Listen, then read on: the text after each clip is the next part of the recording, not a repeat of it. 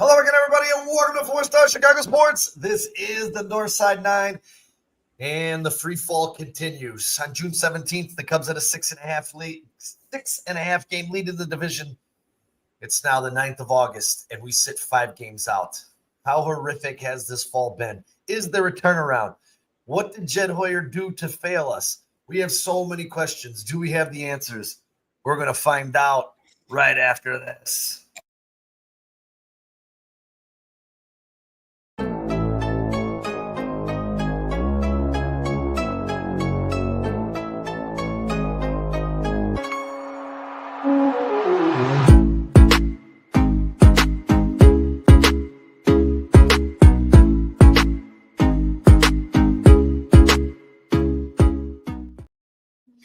And welcome back to the Northside 9. As always, Kyle is in the house. How you doing, Kyle? As a Cubs fan, Sean, not too good. Personally, I'm doing all right. Living the nightmare. And, I really thought the Cubs would come alive. McGreevy coming off 17 runs in his last 4 performances. He did buckle down in his last one after he gave up, I think it was 4 or 5, and had a few solid last innings, but the Cubs made it look really easy on him. 9 runners left on base. The Cubs were able to put a leadoff runner on, I believe it was either 4 or 5 times, and failed to get him around to score yesterday. A shutout against a very subpar Cardinals team was not on my checklist going into the weekend.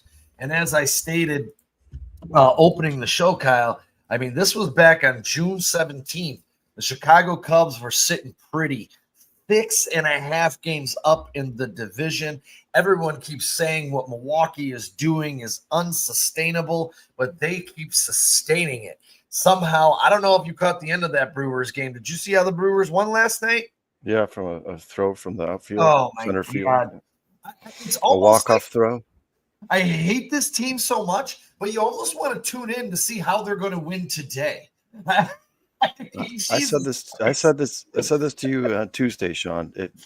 When we were in 2016, Cubs fans were like, "This feels like the team of destiny. This feels like it." Yeah. I don't know how anybody could watch the Brewers and not get that same feeling. I mean, whatever this team's got, whatever it is, whatever juju or black magic, whatever you call it, they got, it's working. It's working very well. The devil magic. And I'll be honest with you.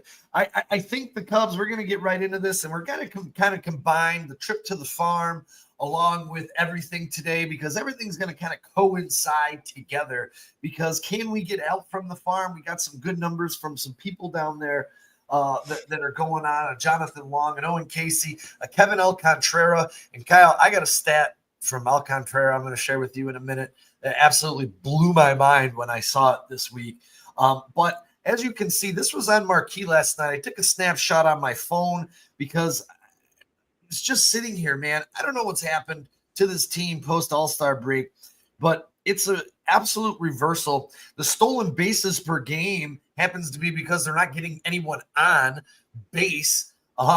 So runners in scoring position has dipped incredibly. The home runs have dipped incredibly. You have a lineup that here's over the past month, the OPSs, the averages of the players that we are counting on. And if you take Matt Shaw and Carson Kelly off this list, God, is it brutal or what? I mean, this is just unbelievable. And it gets a little bit worse because when you go into the guy who was the MVP candidate, and, it's Slumstrong since August 1st. And I don't want to bag on the guy because he came in so freaking solid and so good. But his last 7 games are inexcusable. 2 for 25, 12 strikeouts. He's left 23 men on base. He's not taking walks. 2 home runs since 719 in his last 30 games. He's hitting 230. That OPS in the last 30 has dropped below 800. I understand slumps in baseball. I get it.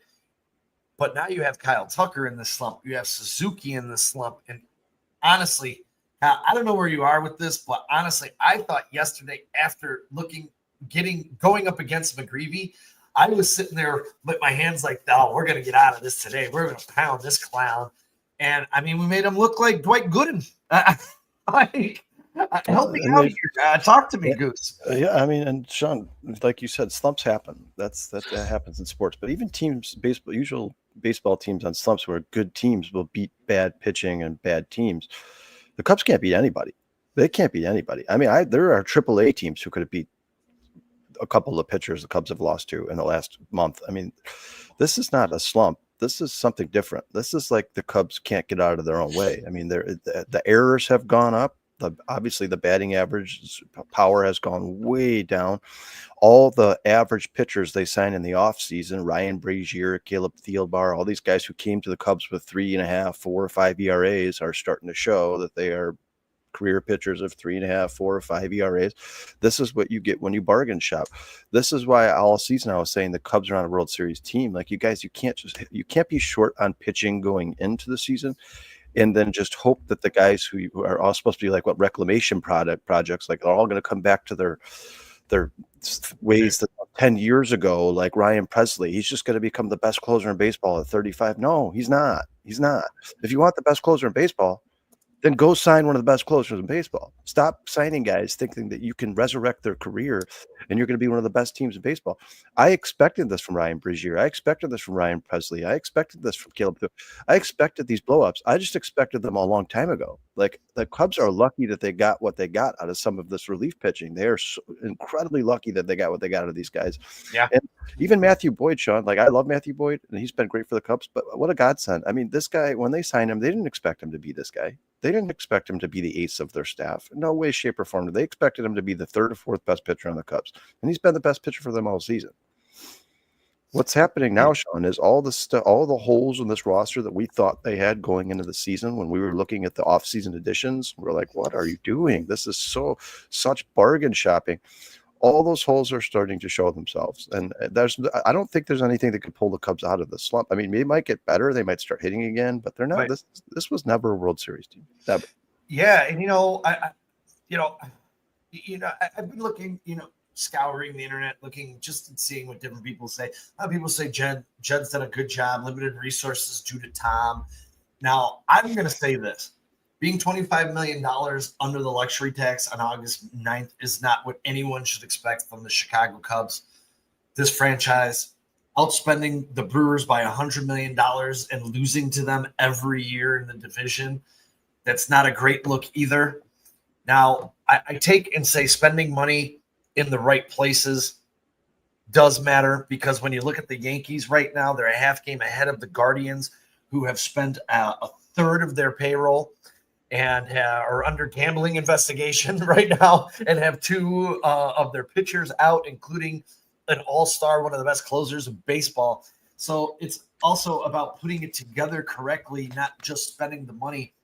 But I think right now, this team, and I said this last week to you, it was more than just adding Willie Castro. Because Willie Castro, I hate to say this, and we can look at these I don't know if I put Castro on here. I did not put Castro on here, but Castro, since June 21st, I believe, is only hitting 189 or 198. He wasn't the spark I was referring to last week when I said they needed to add a spark to this lineup, something to rejuvenate them. I don't think that the bullpen pieces were the pieces to rejuvenate them either, although Kittredge did turn around, have that immaculate inning after he gave up those 3 runs the day before. But now, my question, I'm going to ask you this, Kyle. We're all saying will the Cubs re-sign Kyle Tucker? Will the Cubs re-sign Kyle Tucker? Here's the greatest question. Kyle Tucker just said, hey, man, we're on the cusp going into the trade deadline, second best record in the National League. I think it was the 4th best record in baseball at the time. Kyle Tucker's camp has to take a step back and say, these guys did absolutely nothing to try and get over the hump and win a world championship.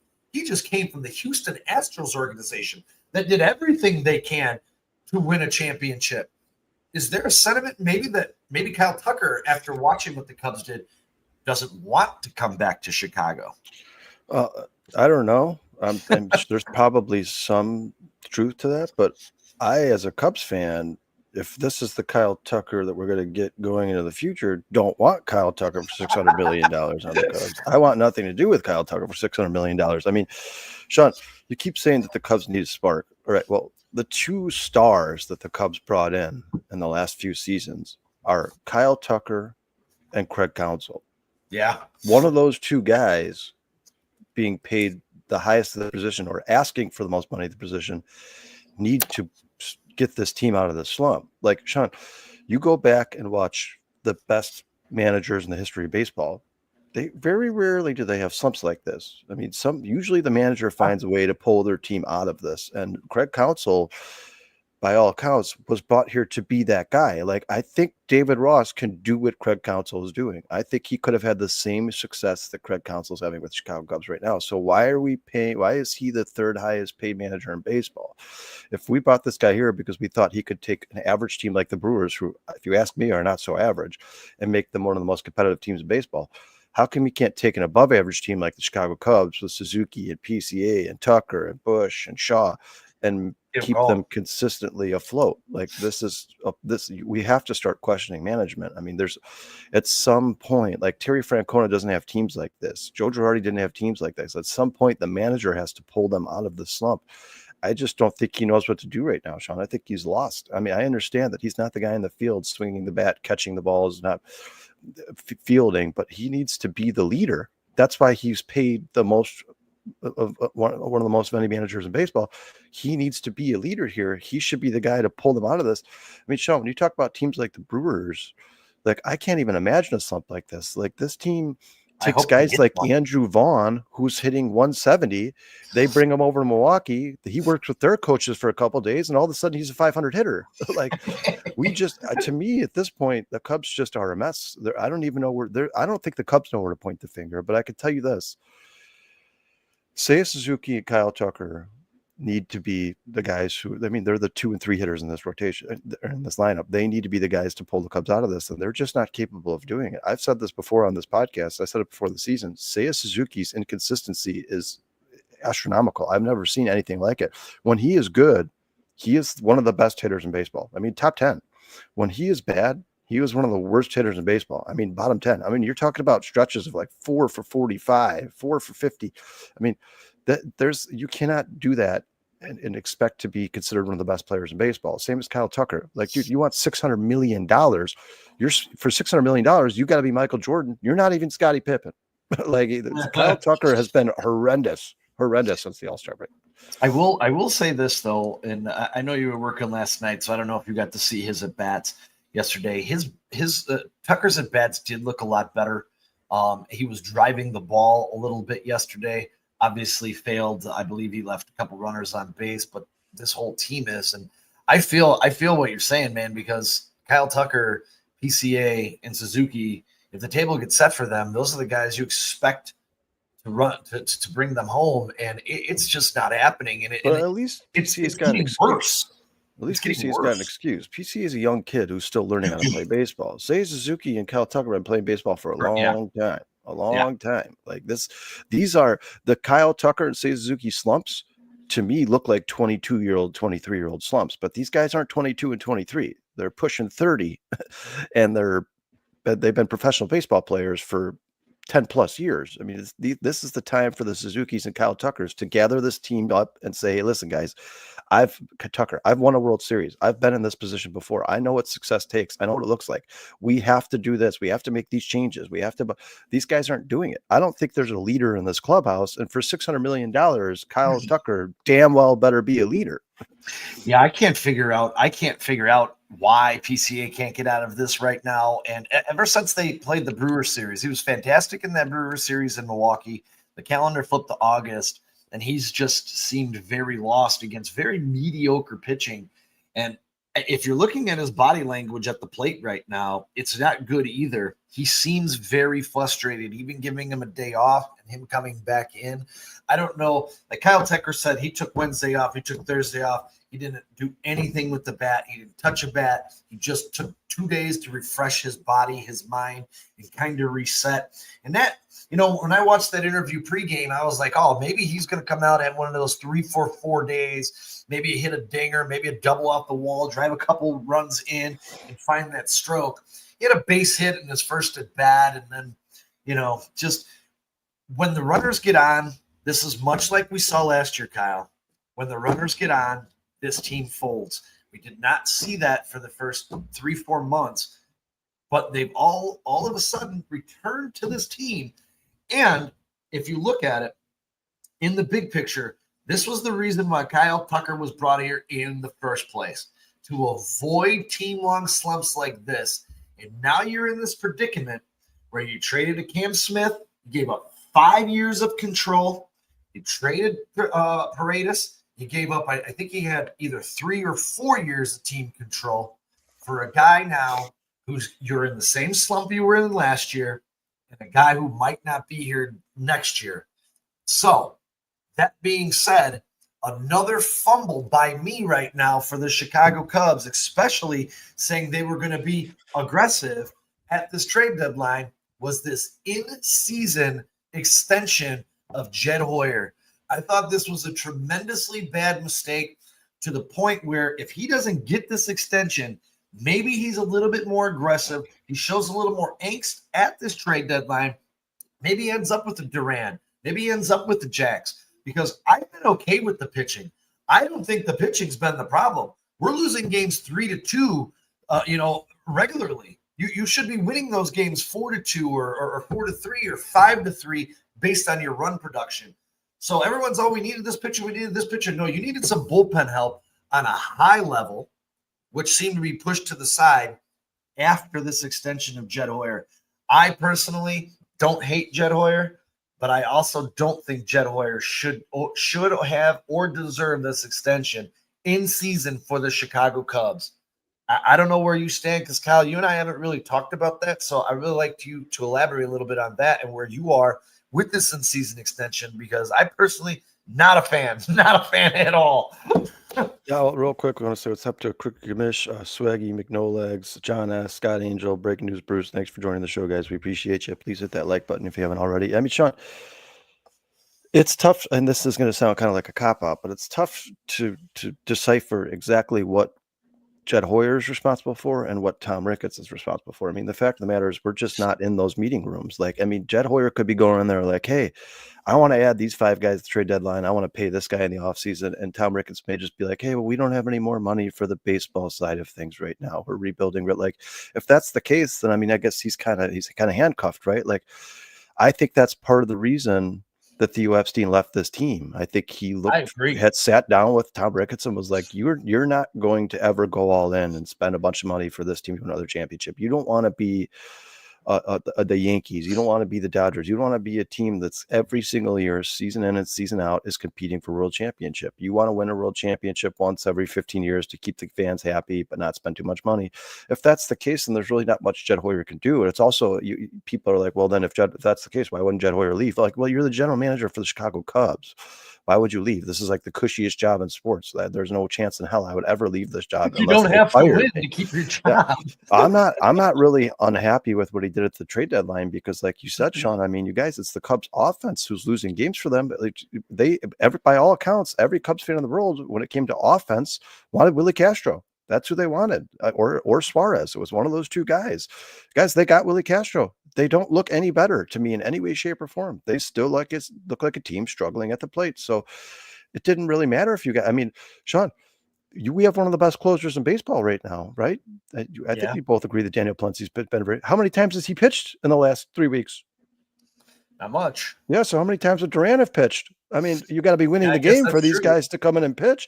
I mean, the Cubs offense can't win them games right now. They can't win them games. And if that was going to be the case, maybe Jed Hoyer saw this. I don't know. Like I said, Sean, we just don't know maybe Jed Hoyer evaluated this team at the trade deadline, right? A week before the trade deadline. He looked at them and he looked at every other team in the NL and was like, listen, unless we go add Juan Soto or Tani or 3 superstars, we are not good enough to win a World Series. So I'm not going to trade away my entire farm system for this. This is not going to happen. Like this is guys who we've had here in our farm system for the last 5-6 years. We've been grooming them. We think that they're major league talent. Why would we trade this all away for maybe our chances of winning World Series going from 26% to 29%? Like if the chances of winning World Series went from 25% to 50%, then I would make those trades. But I don't think that guy was available at the trade deadline. It's the offense that's the problem for the Chicago Cubs. It's not the pitching. And you know what? I still think the pitching is sketchy. Like Ryan Brazier, I think in Craig Counsell's head is a guy who comes in and pitches shut out Yeah. baseball. He's not. He's not. He's made it quite clear that he's not. Yeah. And if you look at his career, he's not. He's not. The Cubs are lucky what they've gotten out of Brad Keller. I mean, Sean, in what world do you see pitchers who've been playing baseball for 10 years add 3 miles per hour to their fastball? It doesn't happen. Like, how lucky are the Cubs that happened? This guy comes in, all of a sudden he's pitching 99, 100 instead of 95, 96. That's unheard of. They got lucky with that one. Matthew Boyd is a guy who's dealt with a ton of injuries, and been inconsistent in his career. He's had ERAs over 5. He's had ERAs sub 3. They're lucky they got the good Matthew Boyd, who has not been injured and is on pace to pitch more than he's ever pitched in his entire life. I mean, there was a bunch of question marks on this roster going into the season, and you're starting to see some of those question marks show up, and some of them are not good. Brian Presley was just DFA'd guy. That was the guy we traded for who was supposed to be our closer. He's gone. He's not even here anymore. And I'd like to thank BGN for joining the show here, man. He says, I think they'll win 83 games again. I mean, it's tough to pick them to win over 90 at this point, guys. I mean, this is one of the worst slumps I've ever seen in the history of baseball. Yeah. I looked at Liz yesterday. I looked up at the score. It was 5-0 against a pretty terrible Cardinals pitcher. I looked at Liz and I said, this is one of the biggest falls from grace I've ever seen in the history of sports. I mean, this looks like a completely different team. It looks like completely 1969. Ring a bell for anybody? I know this sounds crazy, Sean, but I think that the jury's still out on Jed Hoyer. I don't think that there's enough quantifiable evidence to say this guy sucks or this guy's really good. I just don't think it's there. I think if what he's asking for, he's being denied, like, hey, give me more money, give me more freedom in spending and trading, and they're saying no, he might just be getting the best out of what he's given, and he could be a very good GM. I mean, maybe this team shouldn't even be how many wins that maybe this is what this team was all year and they were just on a really long hot streak. I don't know. Kyle, if you look at it here, you talk about sample size, and I redid this chart this morning. Sean, that is a very depressing picture. Yeah. I mean, insane. Isn't that kind of how we feel right now? Bear killing himself? But I mean, you're a 500 baseball team, and at some point when you start looking at the last 51 games, this is who you are. And I'll be honest, I was on the opposite page of you, Kyle. I thought the Cubs could get out of this. I thought this slump would not be prolonged, but I mean, you are what your record shows you are. You're not talking about a slump. You're talking about a third of the season. Yeah, you're 51 games. Yeah. Yeah, this is a third of the season that the Cubs have been absolutely unwatchable. I mean, absolutely. This reminds me of the Cubs after they traded away all their big pieces when Frank Schwindel was up here and Patrick Wisdom was playing third every day.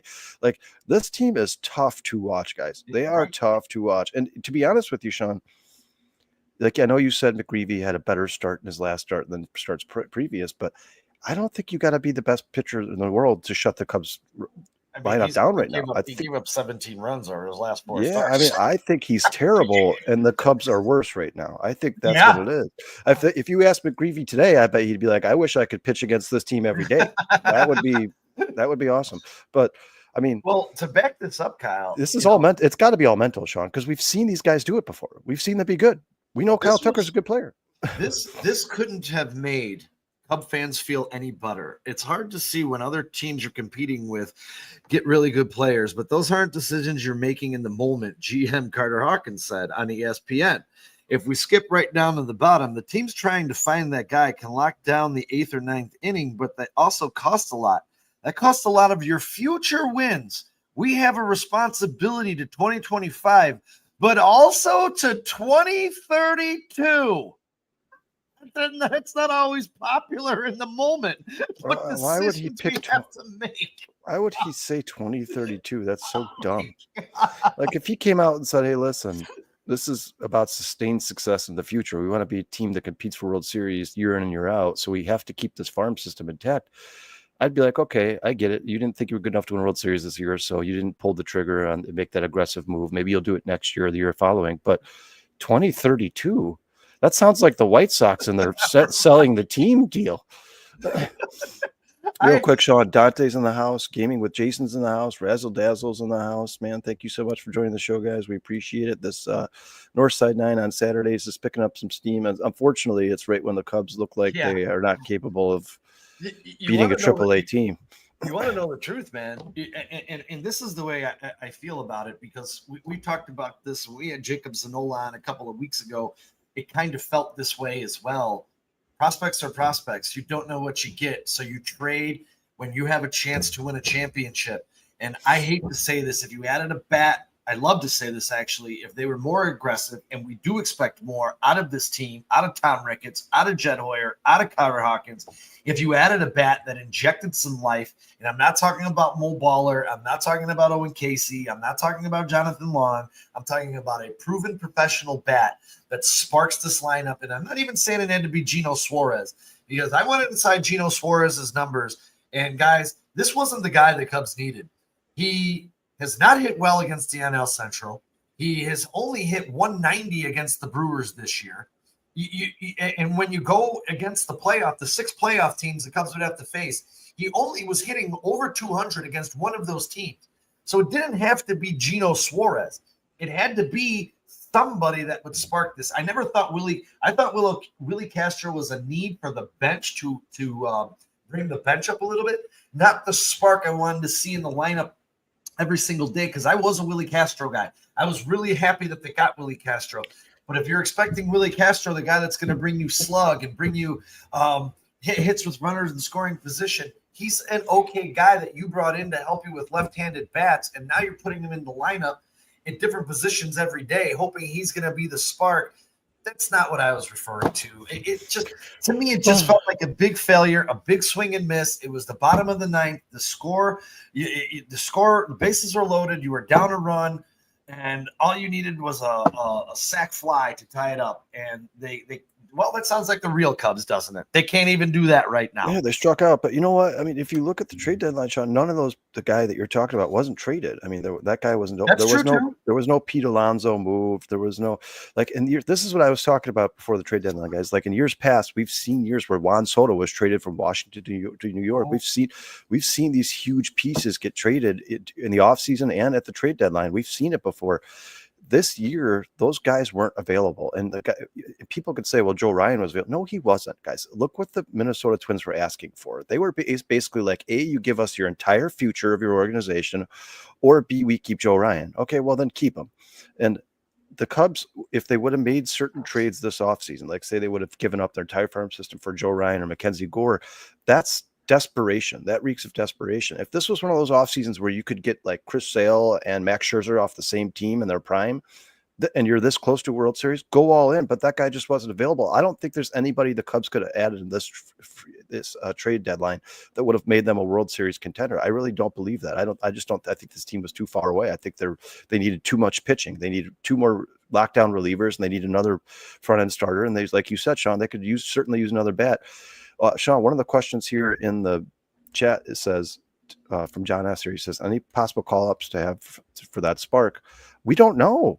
Maybe Owen Casey comes up here and he's like Montgomery on the White Sox right now. Maybe he hits 8 home runs in 9 games. I don't know. The problem with the Cubs is they are so stubborn when it comes to bringing up their prospects and seeing what they're capable of doing at a major league level. You guys, I feel like every other team in baseball, these guys are like, what, Sean? A year-long project, right?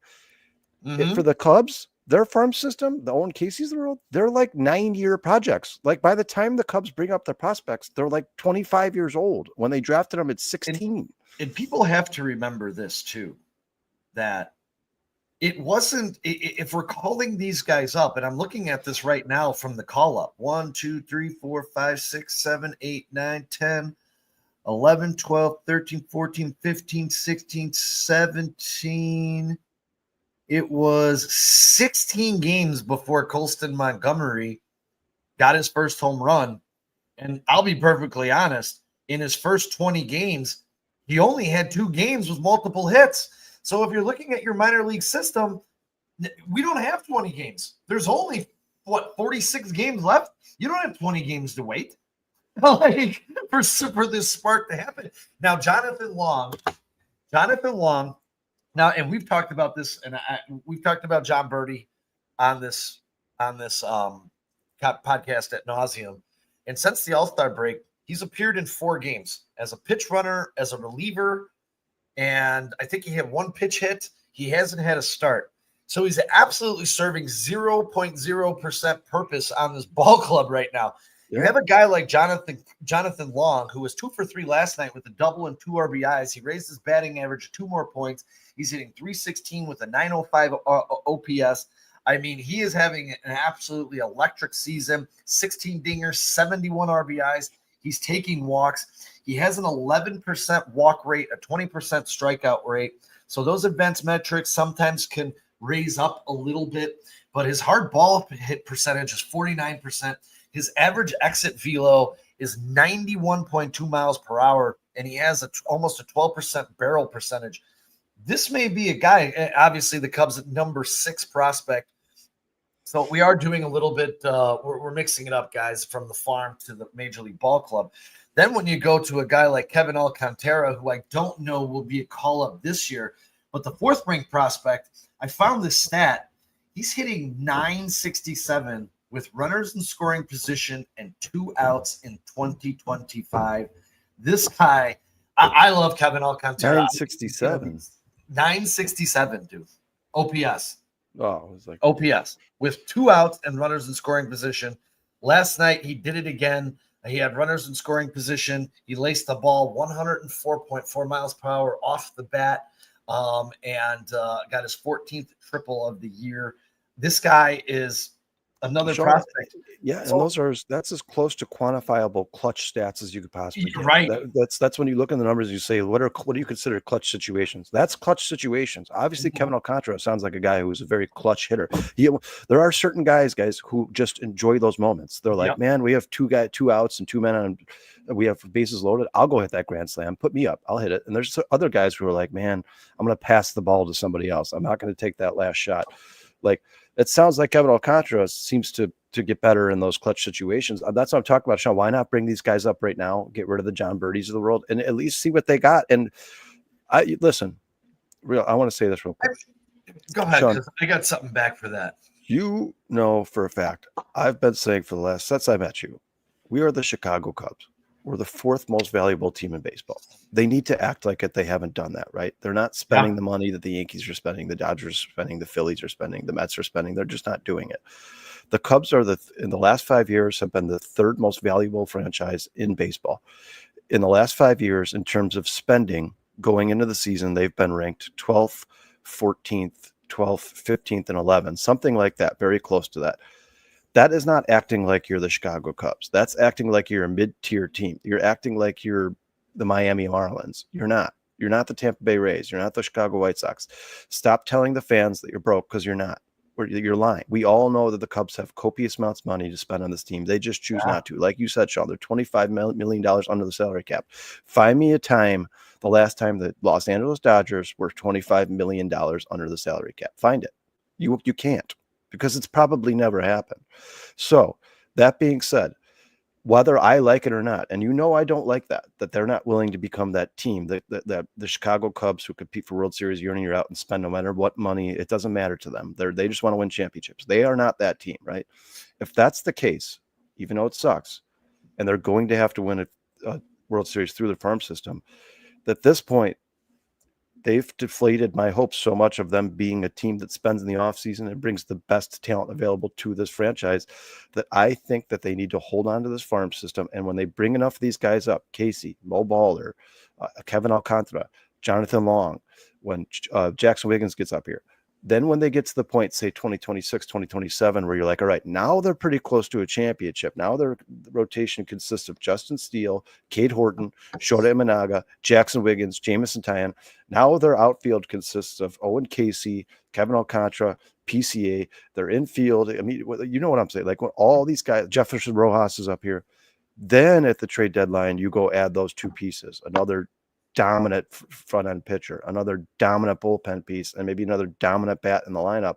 Trade what you got left in the farm system, and then you go get that World Series. I've said this on the podcast before, Sean. It's going to have to be a perfect scenario for the Cubs to win. It has to happen just like it did in 2016, whether Cubs fans want to believe it or not, guys, if you look at 2016 in totality, that might be one of the luckiest World Series in the history of World Series. I mean, everything went right for the Cubs. Everything. And their Every prospect like they brought up was a beast. Every guy they traded for became the best. I mean, you guys, well, Jake Arrieta, he was terrible before he came to the Cubs. He was a godsend on the Cubs, one of the best pitchers I've ever watched with my own two eyes. And then the second he left the Cubs, he sucked again. Chris Bryant, amazing on the Cubs, won an MVP, Rookie of the Year, leaves the Cubs, one of the worst players I've ever seen play baseball. Javier Baez, never really hit for high average, but hit for a ton of power on the Cubs. Went to Detroit, went to New York, and then went to Detroit. He couldn't hit a ball if you put a gun to his head. Anthony Rizzo was amazing for the Cubs. Probably my favorite Cub of all time. He leaves the Cubs. He deals with nothing but injuries every single year after he left the Cubs. I mean, everything went right for the 2016 Chicago Cubs. Every single thing. Even if you look at Game 7 itself, just look at Game 7 itself. Don't even worry about the season. Kyle Schwarber misses the entire season. He comes in the playoffs and hits 400. Well, how many times do you see stuff like that? The Cubs need another season like that. They need another season like that. That's what they need. I will say this too, to your point, Kyle. The front office needs to act like a major market team. I agree. Competitive payroll that backs up. I just don't think they're going to. You know, well, if Tom Ricketts doesn't keep. If he keeps treating the Cubs like, how would I say, part of his real estate portfolio instead of a franchise that he wants to compete to win titles, as a smart businessman, you kind of would have figured after 2016, when you win, you produce what, Kyle? Lots of money. Yes, lots of income. Yes. This is what's so confusing to me, his reluctancy to want to win, because when you look at where the Cubs are and say, man, this is a team that prints money from, being a national franchise, marquee network. And then you turn around and say, hey, we're broke, but you never spent your Cody Bellinger money that you saved. You stashed it in your back pocket. You're $25 million below the luxury tax. You're just above in the ranks. I think the Cubs are 12th or 13th this year in payroll, which is just above those. It's pathetic. That's pathetic. They're averaging 14th in payroll over the last 6 years. That's pathetic, guys. This is not a 14th in payroll team. They're the Chicago Cubs. Yeah, they're in the third biggest market in the United States of America, and they are the third most valuable team in baseball. This team was purchased for $850 million. They're now worth over $10 billion. Explain, Tom Ricketts, explain to me breaking even, because buying this franchise for less than $1 billion and now being worth $10 billion is not breaking even. You are not breaking even. You are making copious amounts of money. Spend it. Because you ask us to spend it every time we walk into that stadium. We got to spend $500 of our hard-earned money on 2 beers and a hot dog. So you spend money on the fans. They are loyal. They show up in troves every single day. The Cubs have the best attendance of any team in baseball, and they are absolutely pissed on by the Cubs ownership. You want us to spend $18 for a beer. You want us to keep showing up at these games, keep buying these tickets, but you're going to tell us you don't have enough money for the baseball team and then try to purchase Chelsea, the soccer team, the next day? Yeah, right. Don't piss on my leg and tell me it's raining, dude. Alan, real quick, Sean. Alan, I've never seen this name here before. Alan, thank you so much for joining the show, man. We appreciate it. Please hit that like and subscribe button. Alan says, Cubs totally destroy good players, cheap organization. To this point, it's hard to argue with you, Alan. It really is, because they look like they bargain shop. They go to Dollar General. Well, the Yankees and Dodgers are shopping at Gucci. I'll tell you this, and this is to everyone in the chat. Thanks for joining us on this Wednesday. Really, really appreciate you checking in with us today. We really appreciate y'all checking in with us today on this wonderful Saturday, where hopefully the Cubs will get out of it down in hot St. Louis a little bit later on this evening. They are the Fox game of the week. They are ESPN's game of the week tomorrow. So a few national broadcasts for the Cubs coming up. which I'm sorry, I'm looking up some stats as I talk here because I wanted to get to a point here. But nonetheless, there are a couple of bright spots. But I wanted to ask you this, Kyle. Does this sound familiar? Rinse and repeat, because this is what really stings me. It's the pattern and the overlay that's been the last 3 years. But this is what we have: hot start or midseason surge, followed by we're going to be aggressive at the trade deadline, and no real upgrades, late season collapse, and then the commercials. There's a lot to be excited about next year. Is this not what we've seen now?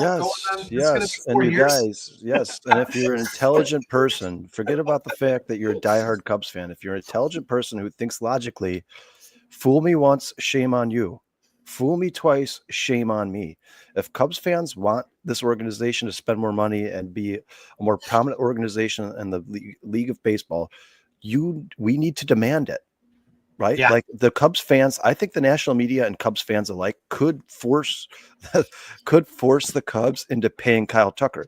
Like it's the same thing that happened with Matt Eberflus and the Chicago Bears. You guys, the national media and the fan base forced the Bears' hand into firing a coach midseason, something they had never done ever in the history of the franchise. And that franchise is starting to make moves because they're sick of the public humiliation. I think the same could happen with the Chicago Cubs. Like the Cubs fans and national media could force this team into moves that they don't want to make because they know they're going to have the massive pie in their face if they don't make these moves. And Sean, something else I want to ask the chat real quick, and something I want to ask you. I don't have to spend a bunch of time on it, but something I started looking at and thinking about, and I started digging into the statistics. Would it be fair to say, as a Cubs fan, and I don't know about the rest of baseball, but as a Cubs fan, I don't ever want to see a Cub in the All-Star game ever again. Go look at the Cubs statistics after they go to an All-Star game. Yeah. Go look at it. They're not good. It's insane. It's insane. Every time a Cubs player plays in the All-Star game, he looks like absolute garbage coming the next month following the All-Star game. It never fails. I mean, look at, say, Suzuki and Kyle Tucker's batting average. Look at those batting averages, man. 198 and 213. They're literally, outside of Michael Busch, who's basically a part-time player at this point, those are the two worst players on this team. Those are the guys who people talk about like they are the best players in baseball. Like, say, Suzuki should have made the All-Star game. He should have made the All-Star. Kyle Tucker deserves $600 million. We need to keep him in right field for the rest of his career. Like, hitting 213 and 198? No, you don't. You're not giving that guy $600 million. Are you insane? And unfortunately, talking about handcuffing yourself. Somebody will. Sean, at this point, if Jed Hoyer comes out and he's like, "Hey, Cubs fans, we got two options. You guys, we can either pay Kyle Tucker and keep him right field here for the next 10 years, or we could pay Pete Alonso, Max Fried, and Duran." I'm taking the latter all day, every day. If we take that same $600 million, we can add 3 superstars. I'm taking the latter. Kyle Tucker would not be even in the conversation for me. I mean, this guy is not a leader. He's not a leader. Kyle Tucker's a really consistent baseball player. That's what he is. He's a guy whose slumps usually aren't this long. He's a guy who's been consistent the entirety of his career. He's a good hitter. He's an okay outfielder. He's an average base runner, but he's a really good hitter. But if he's not going to do that here, if maybe it's just playing in Wrigley Field, I don't know what it is. But if he can't be that guy that he's been in the past at Wrigley Field, then I don't want him for $600 million. I think that would be the dumbest move the Cubs ever made. Yeah, and it's starting to sink in here, but I kind of compare this to Montez Sweat, okay? And say Montez Sweat had a down year last year. Sure. His history says that this is not who he is. Kyle Tucker's going through it for a month. History says this is not who he is. But because of what you gave up, 5 years of control of Cam Smith, I can't remember if it was 3 or 4 years of control of Paredes. I think the pressure's already there that you have to sign this guy. And I then agree. maybe You use Owen Casey or, maybe Casey and Jonathan Long as trade bait to maybe get that big-time pitcher to solidify your rotation moving in to next and season. Sean, he might be here, and we'll talk about that in a second. But that pitcher might be here already. Pitcher might be here. He might be. But don't you want another one just in case? Of course, yeah. But dude, Sean, as a baseball fan, I want 5 of them. Yeah. Jake Arrieta, Kyle Hendricks, John Lester. That's what I want. I want that. And we know that they're capable of bringing that here. We know they have the funds to do that. But you compare Montez Sweat and Kyle Tucker, I understand obviously the payrolls are different, but Montez Sweat didn't ask for $600 million. No, but You're talking about he is one of the highest paid defensive ends in football. So if you look at it comparatively, like the roster, but even still, you're talking about like Montez Sweat makes what $28 million a year, something like that. You're talking about this is a Micah Parsons situation. Like Micah Parsons wants $45 million a year. He wants to be the highest paid defensive end in the history of football. Kyle Tucker's basically asking for the same thing outside of Ohtani, who we've talked about, Sean. He's a unicorn, right? This guy is a pitcher and hitter. So you're basically paying two players in one. Kyle Tucker is not. So outside of Soto, which was dumb by the Mets to give him $750 million, he's not worth $750 million. Outside of Soto, Kyle Tucker basically wants to be the highest paid player in baseball. How? Explain to me, Kyle, how you want to be the highest paid player in baseball. Because his numbers are better than Vladimir Guerrero, and Vlad just got 550 for sure. million. But so it's how the market is set. Well, plus at the same time, Sean, most Cubs fans don't watch the Houston Astros. Most Cubs fans are going to judge Kyle Tucker based off of what he's done since being signed by the Chicago Cubs. And most Cubs fans, I think at this point, are like, where's this guy? Where's the $600 million man that this guy Now we say this. And Pat, thank you for that too, because hitters 1 through 5 are hitting 188 since the All-Star break. We've talked about this team-wide slump that's happening, and our main guy, our MVP candidate, who's struggling a little bit here, who is still up for Rookie of the Year considerations by all measures. He's still in the conversation. Now, I do have to say it started today. Say the Cubs take the field at 6:15 down in dreadful St. Louis, and they score 10 runs today. They score 11 runs tomorrow, and Tucker and PCA come back, and they get hot for the last – we're running on 6 weeks of the season. Yeah. Then you just say, hey, baseball's 6 months. They were really good for 5 of 6. Still worth the money. And when it comes to PCA, because there's a couple people in the chat that talked about PCA and pay him, I think if I'm the Chicago Cubs management, and I talked to Kyle about this earlier in the week, I'm taking a very long, hard look and a microscope to that Roman Anthony deal and saying, this is what we should be coming at PCA with. Because I just want to be perfectly clear with everybody. Through the history of the Chicago Cubs, we've seen them come and go. Jerome Walton was the next coming, Rookie of the Year. Pretty much fizzled out after 89. Same with Dwight Smith, another guy. You had Kevin Ory, Gary Scott. You've had a lot of these one-year wonders that come in, light the world on fire. And I'm not saying PCA is going to just disappear and be everything. He can't. He can't because of the speed. But don't you feel, and I feel this way in football, baseball, in every gosh darn sport. I think that every contract should be incentive-based. You want to make $600 million? Go get me 45 home runs. Go get me 120 RBIs. Go get me 100 runs. Go get me 30 stolen bases. Yeah, and Kyle Tucker's not even close to on pace for any of that. Yes. No, he's not. He started off that way. But what I'm saying is, you want to make this money, I have no problem paying it to you. Earn it on the field, and your escalators are going to kick in. You hit 20 home runs, there's another million.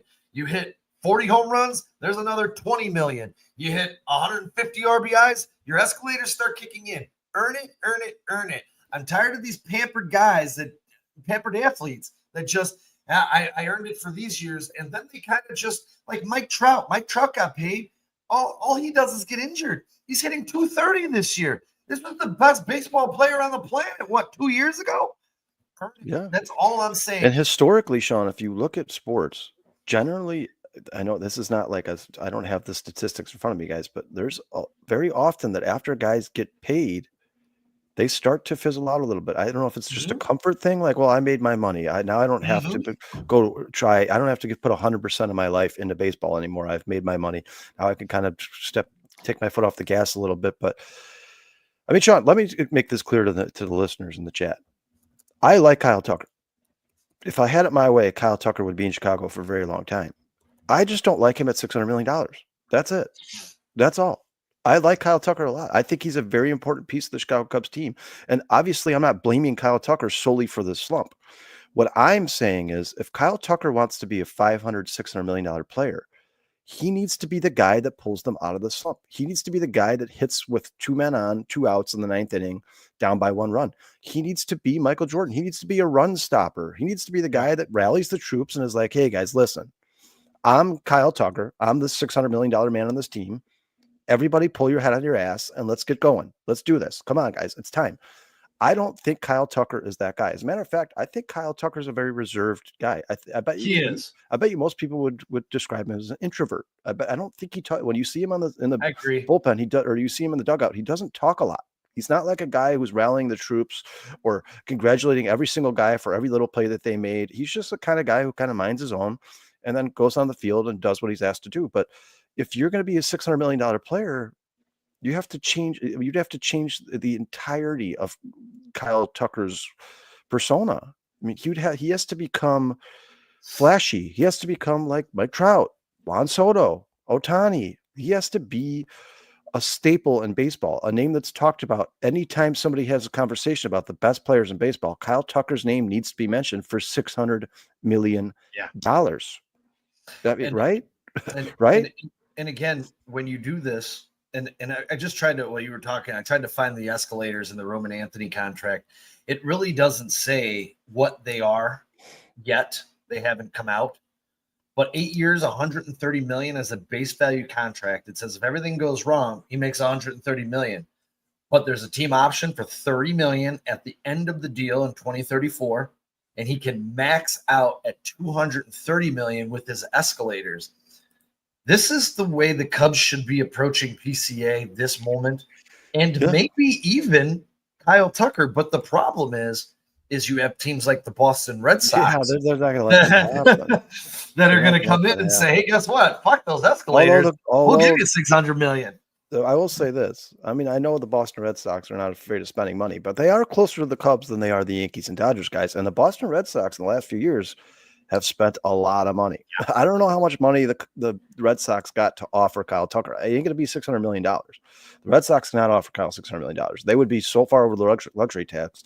There's no way they're giving, unless they defer all of his money to 2028 or 2058, like the Dodgers did with Ohtani. But I love what Alan says here, Sean. This should have been a telltale sign of what was to come, what came to Kyle Tucker. The Cubs went to arbitration the first year he was here. The first year he was here, the Cubs were like, hey, we liked you enough to trade one of the best prospects in baseball for you. But we don't like you that much. We're not going to give you like $21 million. Let's go to arbitration. Like that right there should have told Cubs fans, this is a joke. Like that if I was Kyle Tucker and you traded for me and that's the first thing you do is let's go to arbitration, I would be insulted. I'd be like, you guys traded for me and you don't want to give me $16 million? I would be insulted. I'd be absolutely insulted. That's insulting. You want to know? And Sean, the $75 million contract to PCA, that's insulting. That was insulting, but he didn't earn at the time they offered it. It wasn't like he even earned that yet. Well, no, but here's what I'm talking about. Maybe they should insult him again. Maybe it'll spark him. Maybe he'll go on a tear. Yeah, because after they did that, he absolutely went off. But nuts. Here's what I'm saying about PCA. The reason, like you talk about these rookies who have come up here and then fizzled out. PCA, just because of his defensive metrics, is always going to be a star in baseball. And his base running, like even if he just has to bunt his way on to first base, once he gets on first base, he is the most dangerous base runner in baseball. But Jerome Walton and Dwight Smith both stole a lot of bases. I mean, they were part of the Cubs' magic in '89, and the Cubs thought those were going to be 2 players in this franchise. Sure, and we talked about this before we got on the show, Sean. There's no sure thing in sports, right? It's all projections. All you can do is pay somebody or sign somebody based off of what you think they're going to be. And teams miss all the time. Right? We see it. Teams miss all the time. All the time. Look at the Bears trading for Chase Claypool.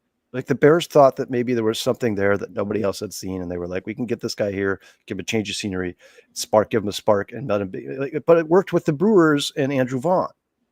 Sometimes it works, sometimes it doesn't. But I certainly wouldn't take the risk of letting PCA leave this team, seeing what he's done since he's been in the major leagues. I mean, obviously he's capable of being a very good player. I think it's too big of a sample size to say, oh, well, PCA was just on a hot streak.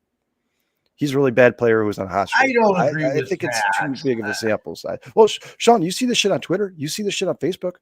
PCA is going to be terrible. You Cubs fans, you're always the same. This guy just had a really good run, and now he's going to suck for the rest of his career. He's too aggressive at the plate. He has no plate discipline. Well, yeah, but you can teach that.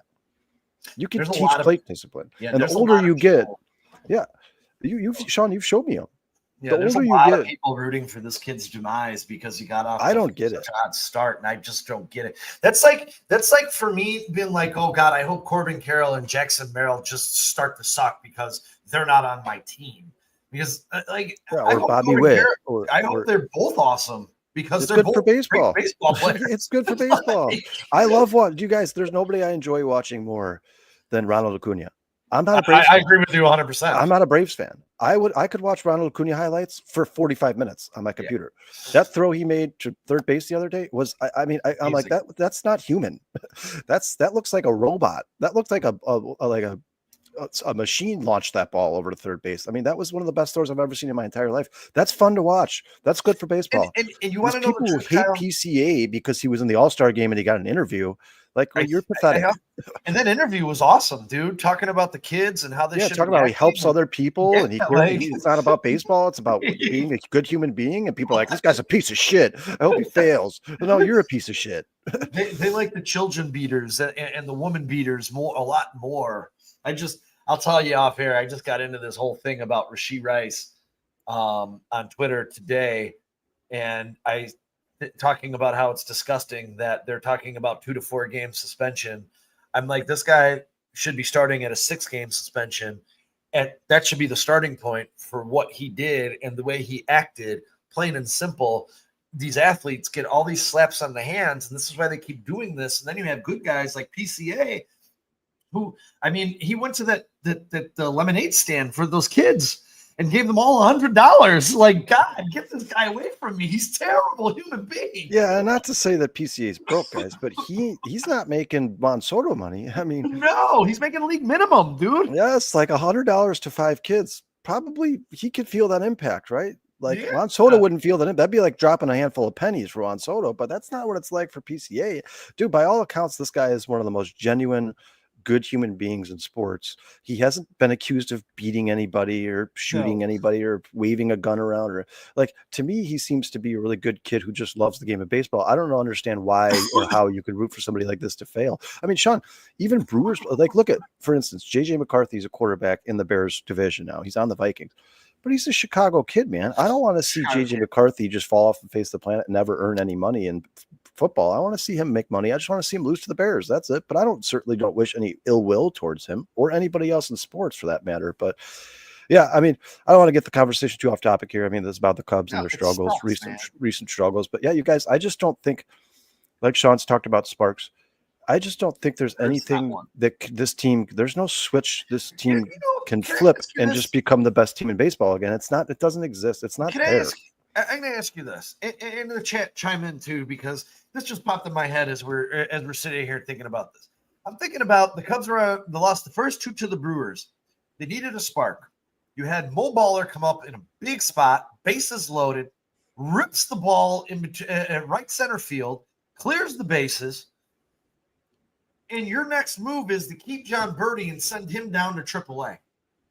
That's what I'm saying, Sean. Losing organizations do that stuff. Not winning organizations. Sean, you remember a couple of years ago? I don't know if I think it was 2 years ago. Alex Canario came up and had a grand slam. It was like his first game in baseball, or maybe it was his second call up, but it was probably his first 5 games in baseball. The guy hits a grand slam. I don't think, did he ever play for the Cubs again? He sat on the bench. I mean, I just don't. Why managers feel the need to cool players off? Like, oh, this guy's been hitting 400 over the last 9 days. He has 6 home runs in 9 games. Let's give him a day off. Why? Why are you giving him a day off? Like, let him keep raking until he stops raking.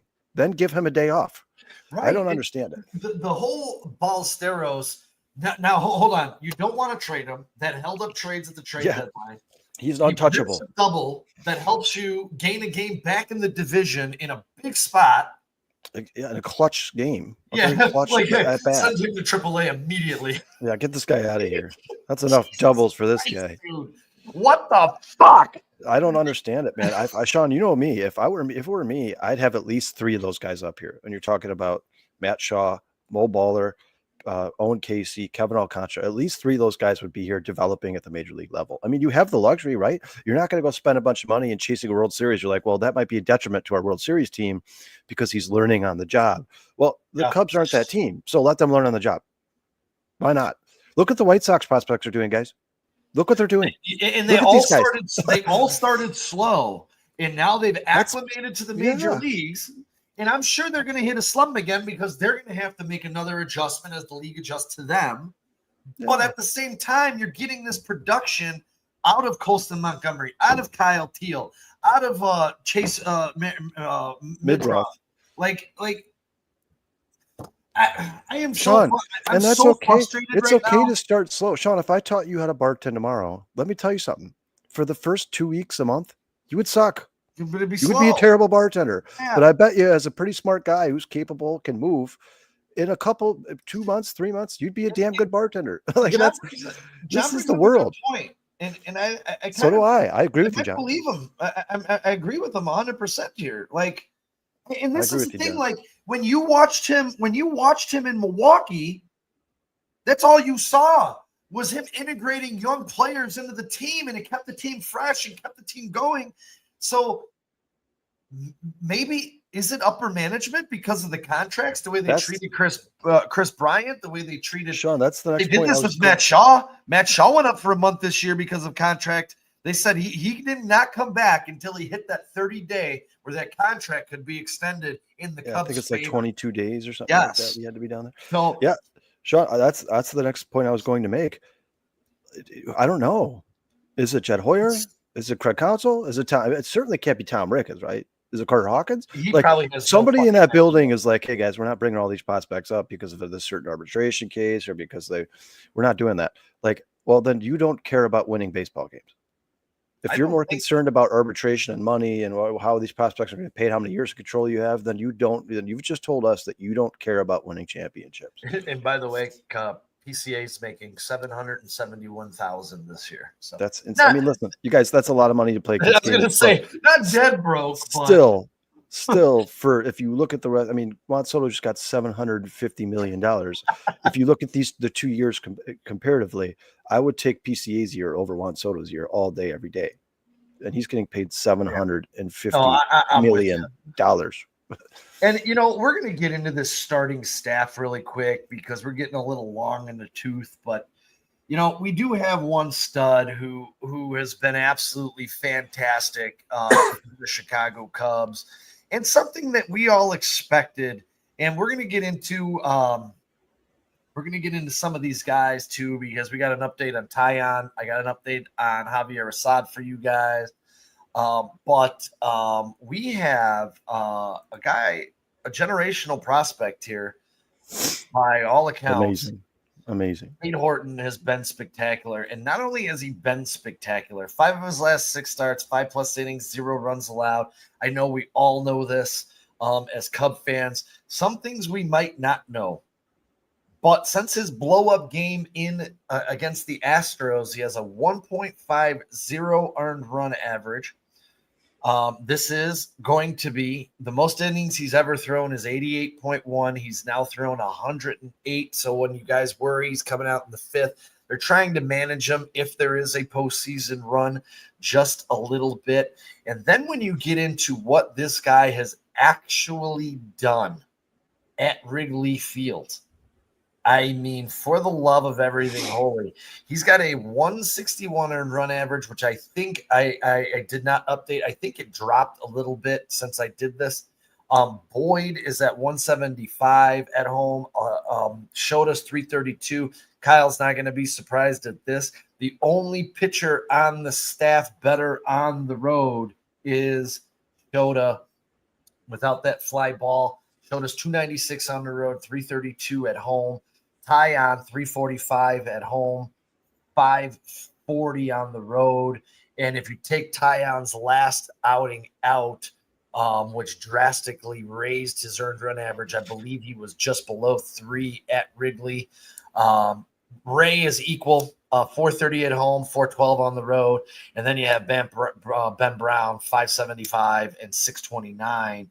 But when you get back into what this guy has done over his last 22 innings, 0 earned runs, 10 hits, and got a 135 opponent's batting average. I like Cade Horton right now is just.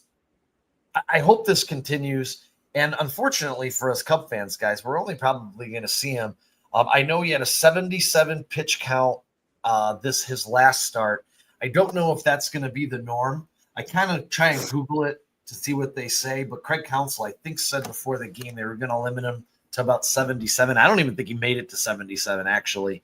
I was actually hoping he was pitching so well they were going to bring him back for that 6th inning.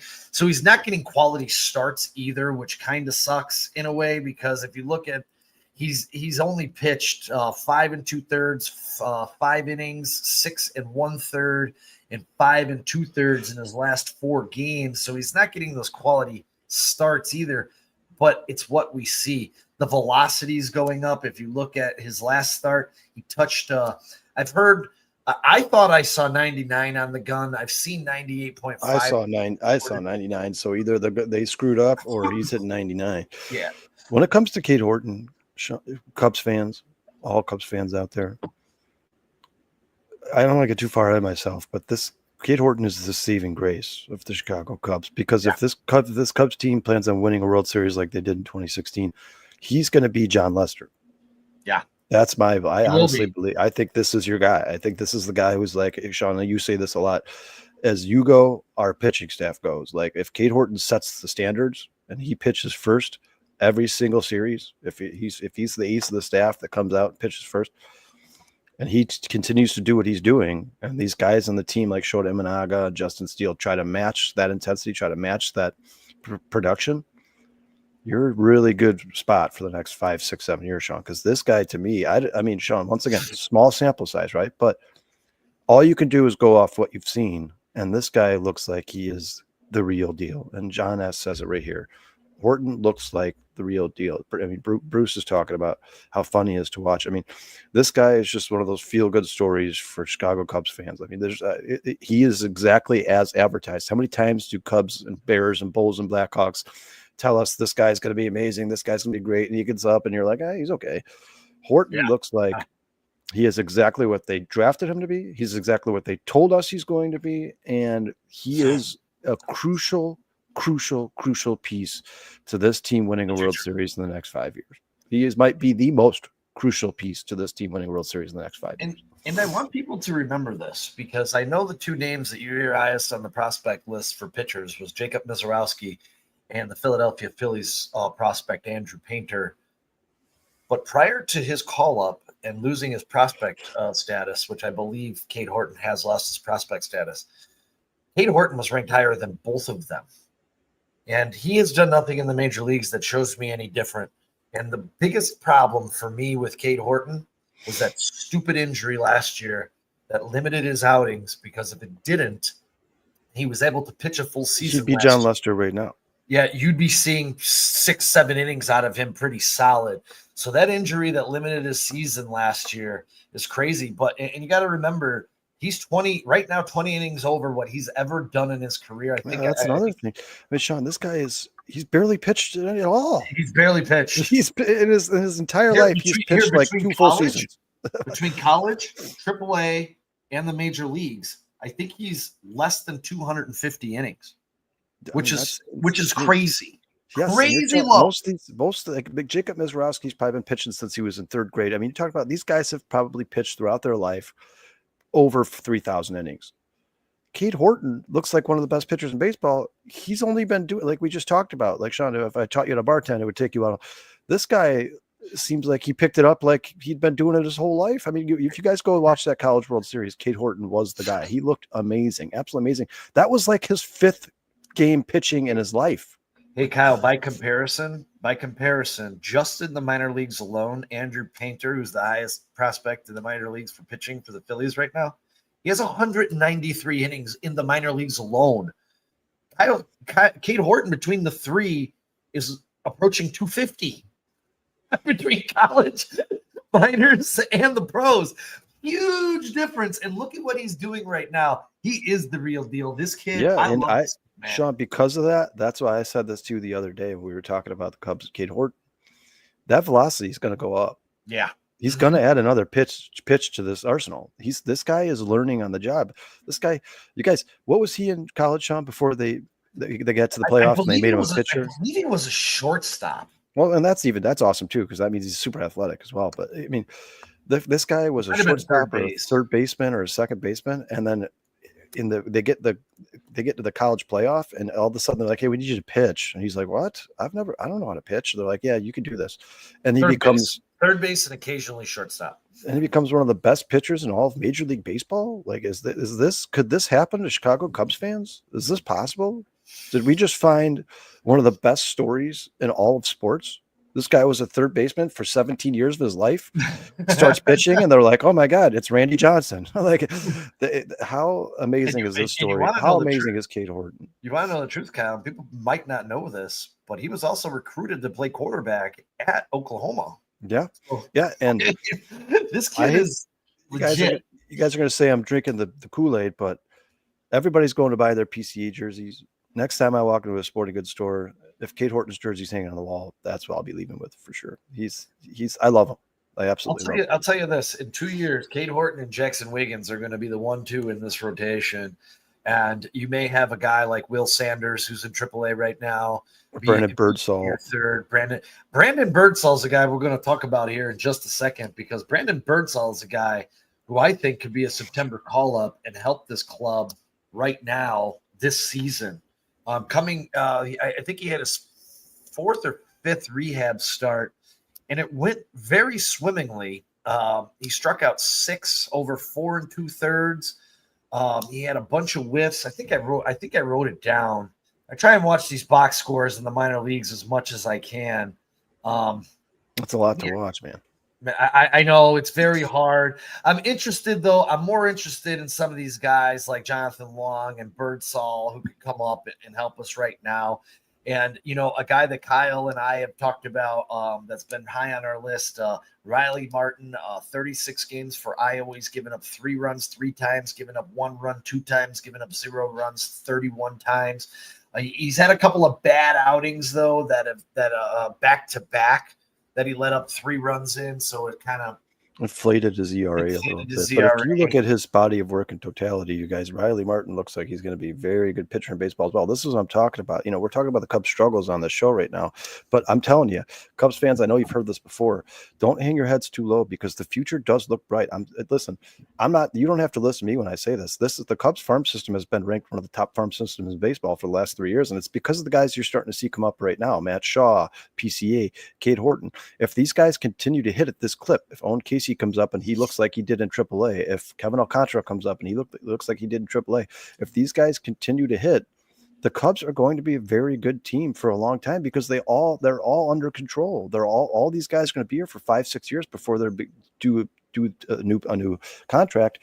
This team could be a very good team for a long time. And then once you feel like you've gotten to that point, once you feel like it's 2027, 2028, and you're like, man, all these prospects are really good and we're a really good baseball team, then you go take your big swing and at the trade deadline or in free agency. That's when you go add your John Lester or your Jake Arrieta.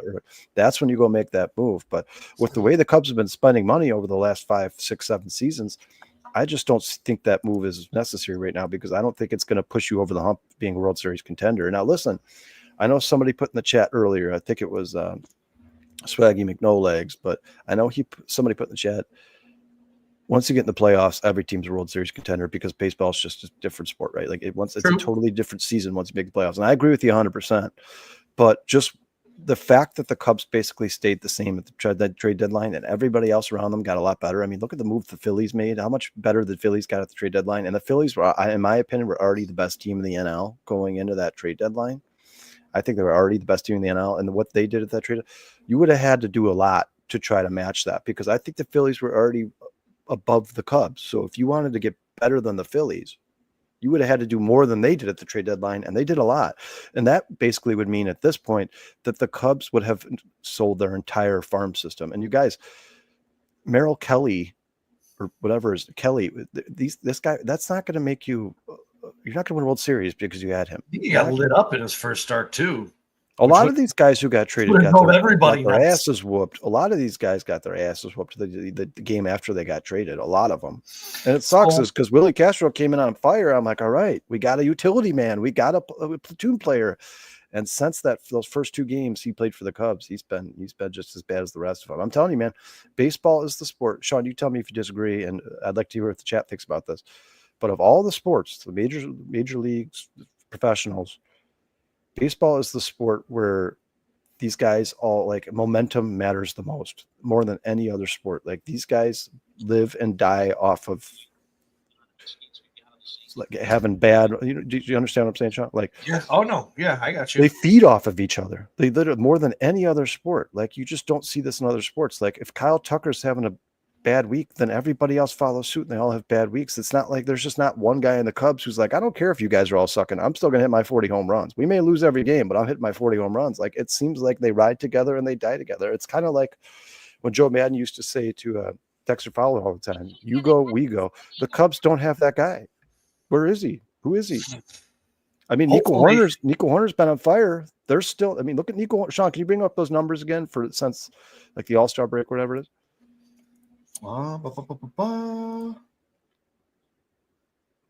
Is Nico Horner in there? If he's not, that's because he's awesome. I got it, Sean. I got the same exact thing you got on the screen there, but I've got Nico Horner in here. So I'm gonna go look at it real quick. And Nico Horner right now, since in the same span. He's not part of the power outage. No, he's been as a matter of fact, you could make an argument that Nico Horner has also been one of the best players on the Cubs. All right.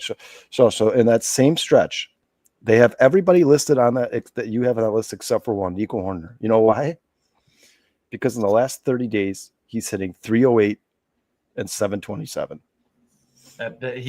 He's not part of the power outage on the north side. His average is 308, OPS 727. So, I mean, Nico Horner is certainly not part of the problem, but he's obviously not that guy where if you go, we go. And I like what Swaggy says here. He says, baseball seems to be that way. See, look at Andrew Vaughn. I mean, this guy's on a team where everybody's slumping. Oh, he got Andrew Vaughn got sprinkled with the devil's magic and all of a sudden became amazing. And he goes on a team where everybody's playing well and they got this vibe going. They're like, we got these World Series vibes. We're the team of destiny. And all of a sudden it's like they just put this link in the chain and they don't skip a beat. And Andrew Vaughn's been absolutely amazing since he's been traded by the White Sox, the Milwaukee Brewers. That's baseball, man. And somebody on this roster needs to stop this shit. And it needs to be Kyle Tucker if he's asking for $600 million. I'm going to say this to Cub fans too. Brace yourself because Julian Merriweather just got sprinkled with the devil's magic. And if this guy comes out and returns to being a dominant closer, oh my God, I'm going to hate the Brewers even more. Oh my God! I'm a setup man, not a closer. Excuse me. I'm not gonna lie to you. I didn't like getting rid of Merriweather to begin with. I didn't like that move. I think there was guys on this team. Ryan Presley should have been cut before Julian Merriweather. And I understand the health issues. I get it. He was hurt for a long time. But when healthy, and we saw stints this year before he got cut that he did not look good. But he also was coming off a very long-term injury. So. He had 6 months on the DL, dude. Yeah, I would have been more patient with Merriweather. Ryan Presley's the guy that should have been cut off this team immediately because you could have saved that $9 million, but the Cubs took too long to do it. But yeah, I said that, Sean. I said that a month into the season. I said, go look at Ryan Presley's last few years in baseball, man. He's not the same guy. If I were them, I'd cut him right now and try to save some of that salary. And then it's more money you can offer Kyle Tucker in the offseason. But the Cubs refused to do it, and here they are. And now watch, Julian Merriweather is going to go to the Brewers. He's going to pitch a 1.2 ERA for the rest of the season. And I mean, they're you have to, whether you like them or not, a very well-run organization over there, up there in Milwaukee. Very well-run. Oh, 100%. I mean, they know what they're doing. And I had to look this up because I didn't write this down. But hold on, really quick. This is a little Brandon Birdsell for you. Coming up, a 2-2 count. And he's going to get him swinging 9 strikeouts tonight. This kid is back. God, she is not exciting. She's awful. No. She is terrible, dude. His velo, though, right now is up to 96, 97. He's got the 4-pitch mix. He was the 2024 Cubs minor league pitcher of the year. I think he might be outside of Cade Horton, who's here, the most major league ready backup plan that we have right now. And this guy, excuse me, I'm losing my voice here all of a sudden. He's got the 4-seam fastball, he's got a cutter and a curve, and he's got the 12-1 break on that 4-seam fastball. This kid might be your number 3 in your rotation behind Wiggins and Horton moving forward, and we might have a chance to see him. But as we say that, we do have a return, and we're going to get into our futures here in just a minute. But Taillon went 4 2/3 last night, 3 hits, 1 run, 1 earned, 6 strikeouts, no walks. Javier Assad the day before, 4 innings pitched, 4 hits, 1 earned, 1 run, 2 walks, 4 strikeouts. He's starting to put together, from what I read, he threw 58 pitches, 41 strikes, and had some pretty sick whiffs in his rehab start. So there is a little help on the way. And as we look towards the future, I was looking at, as I always do, at the future series coming up. And it does look like we're going to have against wasn't Toronto, against Pittsburgh, I believe, the return of Jameson Taillon against, if everything goes according to plan, you're going to have a return of Javier Assad versus Toronto. I believe those are the plans. And if that is the plan and it sets up that way, your 5-game rotation versus Milwaukee would be Assad, Horton, Boyd, Ray, and Shota, respectively, in that order that series. That sounds like a more competitive baseball. You didn't say Colin Ray. You didn't say Soroka. No, Colin Ray's in there. Colin Ray would be starting game 4 against Milwaukee. Well, but if you have Assad and Taillon, you wouldn't need Ray. 5 games, though. Yeah, so you have Shota Imanaga, right? 1. Matthew Taillon would pitch the final game of the Pittsburgh series, so that would be Sunday. That's the series before. All right, he would be ineligible. I would save him for the Milwaukee series and pitch Colin Ray in that one. Pittsburgh can't really hit the ball, so I think anybody can make him look bad, including Colin Ray. But I mean, you'd rather have it be Imanaga, Boyd, Horton, Taillon, Assad. That's what the 5-man rotation I would try to set up for the Brewers, but obviously that's not going to happen. And it would be in a perfect world. You can't, if a guy's pitched, you can't change his. Like we saw what happened when they made Shota Imanaga pitch on 4 days rest. It didn't work out very well for them. Can't do that. Yeah, I don't want them to screw it up anyway. And you want to know the truth, Kyle? Look at what it did to Freddie Peralta. Do you know going into that game against the Cubs, he had the all-time lead in batting average against the Cubs and earned run average. And on that 4 days rest, did you see the rest of the list? Yeah. It was like, who was it? It was like Tommy John. It was like it was the best pitchers in the history of baseball, and then Peralta was on there against the Cubs. Peralta's absolutely owned the Cubs. I almost threw up when I saw that. I'm like, oh man, we're gonna get swept. Yeah. Once again, like I said, Sean, I don't hate any professional sports players because I don't know them, but I hate Peralta as a player. I can tell you, I hate when the Cubs have to play Peralta. And yes, Bruce is correct. There is a rumor, and nice, Bruce. Nice job. But thank you, Brucey. There is a rumor that Miguel Amaya will be returning from the DL. He's actually, I think he's hitting 250 in AAA last time I looked, and that was actually, I think it was this morning I looked, and he was hitting 250. So, I love Amaya, man. I love him. He's been gone for quite some time. So maybe that's the spark. And here's the question. You're going to bring Miguel Amaya back. Who leaves?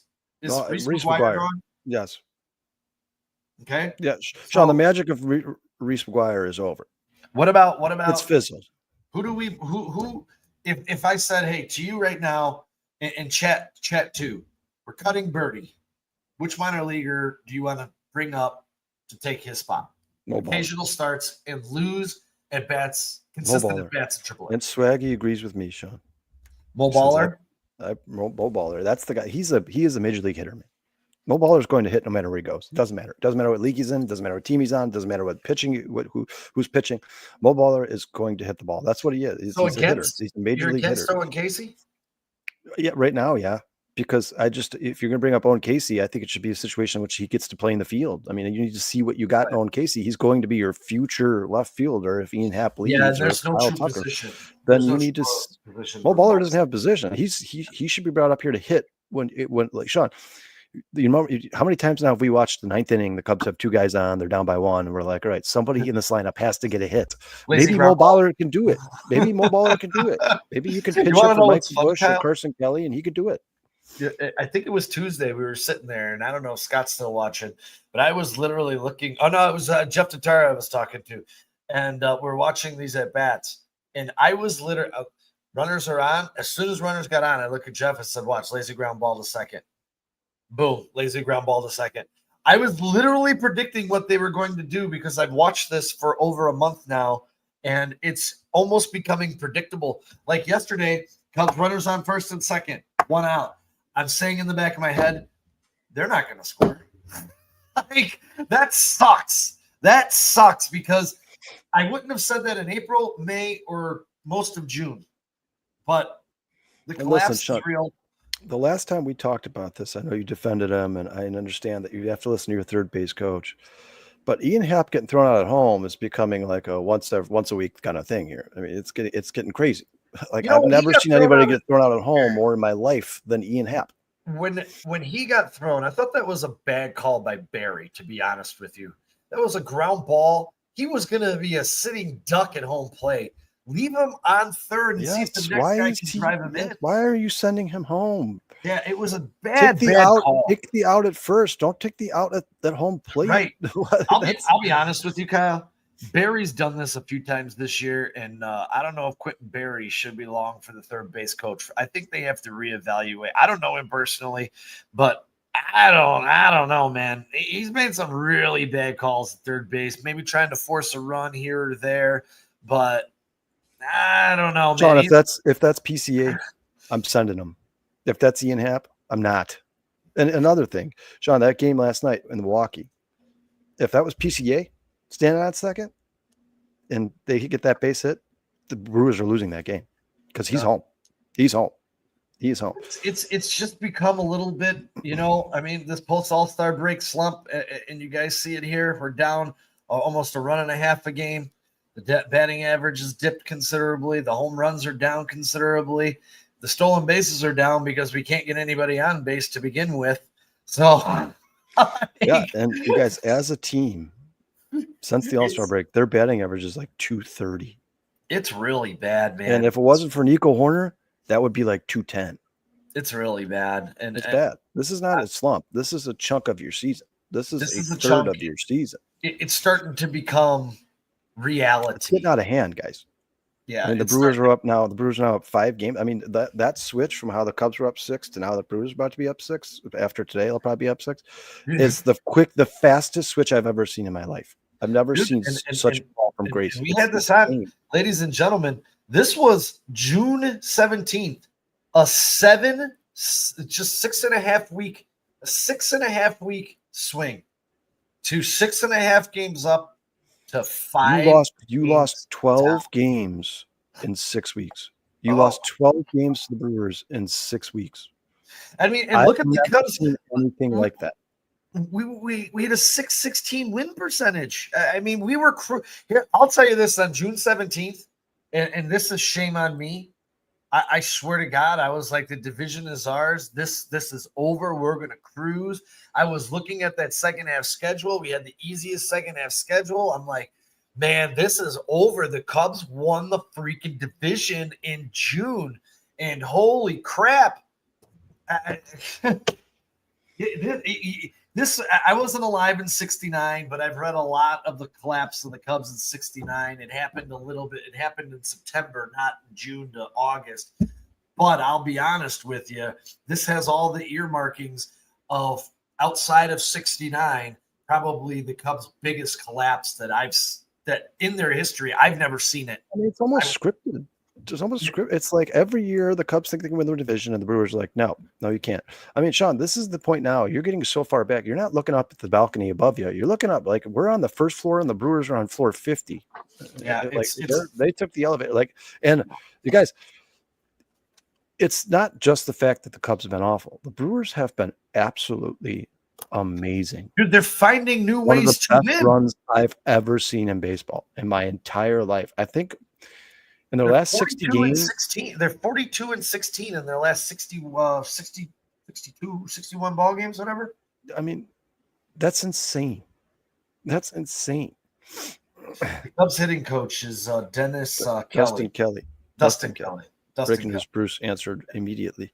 Yeah, I'm not. Listen, Is it Dustin Kelly Allen, Bruce, or just Dustin Kelly? He's responding to Allen. I forgot the Oh, comment. gotcha. Yeah, John.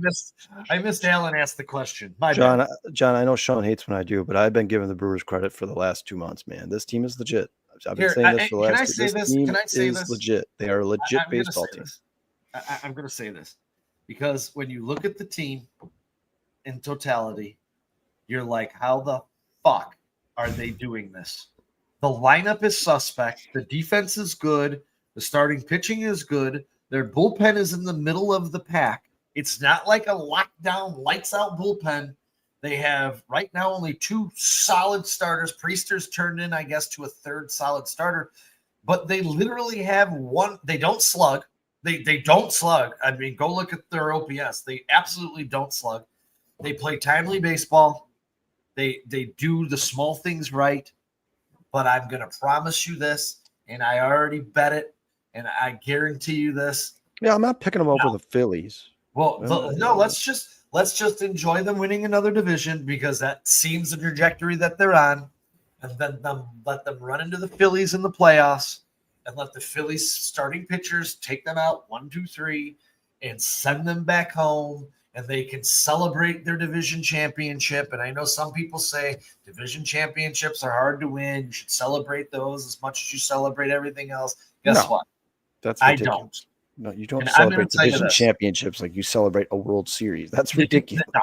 And I'm going to tell you this right now. Whatever the way the Brewers play may play out during 162, but this is the way the Brewers have played over the past 4 years, and it don't play in the playoffs. Sorry. It's not me making it up. It's not me hating the Brewers, which I absolutely do. It's watching the last few years of the playoffs, watching them get in there and listening to all these idiot Brewer fans. This is our year. We're going to win. We got it all, baby. And you get swept out of the first round. Well, you know what the Brewers have become to me? You could correct me if I'm wrong, Sean, but there's some striking similarities. The Brewers have become the Tampa Bay Rays of the National League. Yeah. That's what they are. They're the team that's like, man, you guys aren't really spending that much money. Nobody on your roster is like a superstar, but somehow you guys make the playoffs every year. But we know at the end of the day, you're the Tampa Bay Rays and you're going to get your asses whooped in some way, shape, or form. And like even the year that the Tampa Bay Rays went to the World Series, I knew that there was no chance in hell the Tampa Bay Rays were winning the World Series. I knew Texas was going to absolutely destroy them. Who was it? Sean, who did Tampa lose to? Or not Texas there. That's an ALT. Who did Tampa lose to in that World Series? Was that the Dodgers? Was that the COVID season? Was it?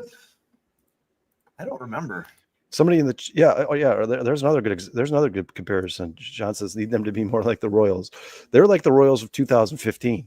That's what they're like. That Royals team that had no payroll whatsoever at all, and somehow just kept winning and won the championship. They did lose to the Dodgers 2020. Was that the shortened season? You know what? Then I don't give both those teams have an asterisk. That year was a joke. And you know, if it was a shortened season this year, Sean, we would have won the World Series. Maybe the Cubs would have won the World Series. maybe this year that cake will bake for the Brewers, but that cake hasn't baked for them in the past. They're not winning the World Series. You never know. This devil magic shit is real. I mean, again, like last night, I'm sitting there and I wasn't watching the game. I had it on my phone. I was watching it on MLB, and I'm sitting there. I'm like, oh, the Mets are putting pressure on the Brewers. Yes, maybe we won't lose a game today. And then the next thing I know, I'm like, all I saw, I took it off. I took my eye off. I was watching the Cubs game, and all I saw was final. I'm like, final? So I went into the highlight package on MLB, and I'm like, you got to be shitting me right now. God damn it. Listen, they do feel like the team of destiny, but at the end of the day, the big boys show up, and the Phillies certainly have not looked like a bad baseball team since the Brewers have been absolutely on fire. The Phillies have had their woes for sure, but their slumps are like actual slumps, guys. The Phillies slumps are like, oh, they had a bad week of baseball. Not 2 months. It's not 2 months. And the Phillies pitching, what they did at the trade deadline, their starting pitching, they're only going to get more and more comfortable the more they become a cohesive unit, because a lot of these guys just got here at the trade deadline. If the Phillies if all those pitchers put it together, they all get it together. If you get those 3 starters and then you pass it off to that bullpen, that's a tough team to beat. It's a tough team. And Sean, don't ever count the Dodgers out either. I don't give a shit what they've looked like all season. I don't care. I'm with you. The Dodgers flipped that switch. That is a hell of a switch. And I will say this: the Cubs would be 1 game out of the AL Central. They would be 1 game up in the AL West. They would be 2 games out in the AL East. They would be tied for first in the NL East, and they would be 1 game out in the NL West. We are crying a lot of tears for a team that would be in every division race and leading half of the divisions in baseball, but it's more or less what you see. But it's more due to a hot start. But there's validity, Sean, because you controlled your destiny. You had a 6-game lead in the division. It's true. You controlled your destiny. All you had to do was not do what you're doing right now. That's all you had to do. Just don't implode.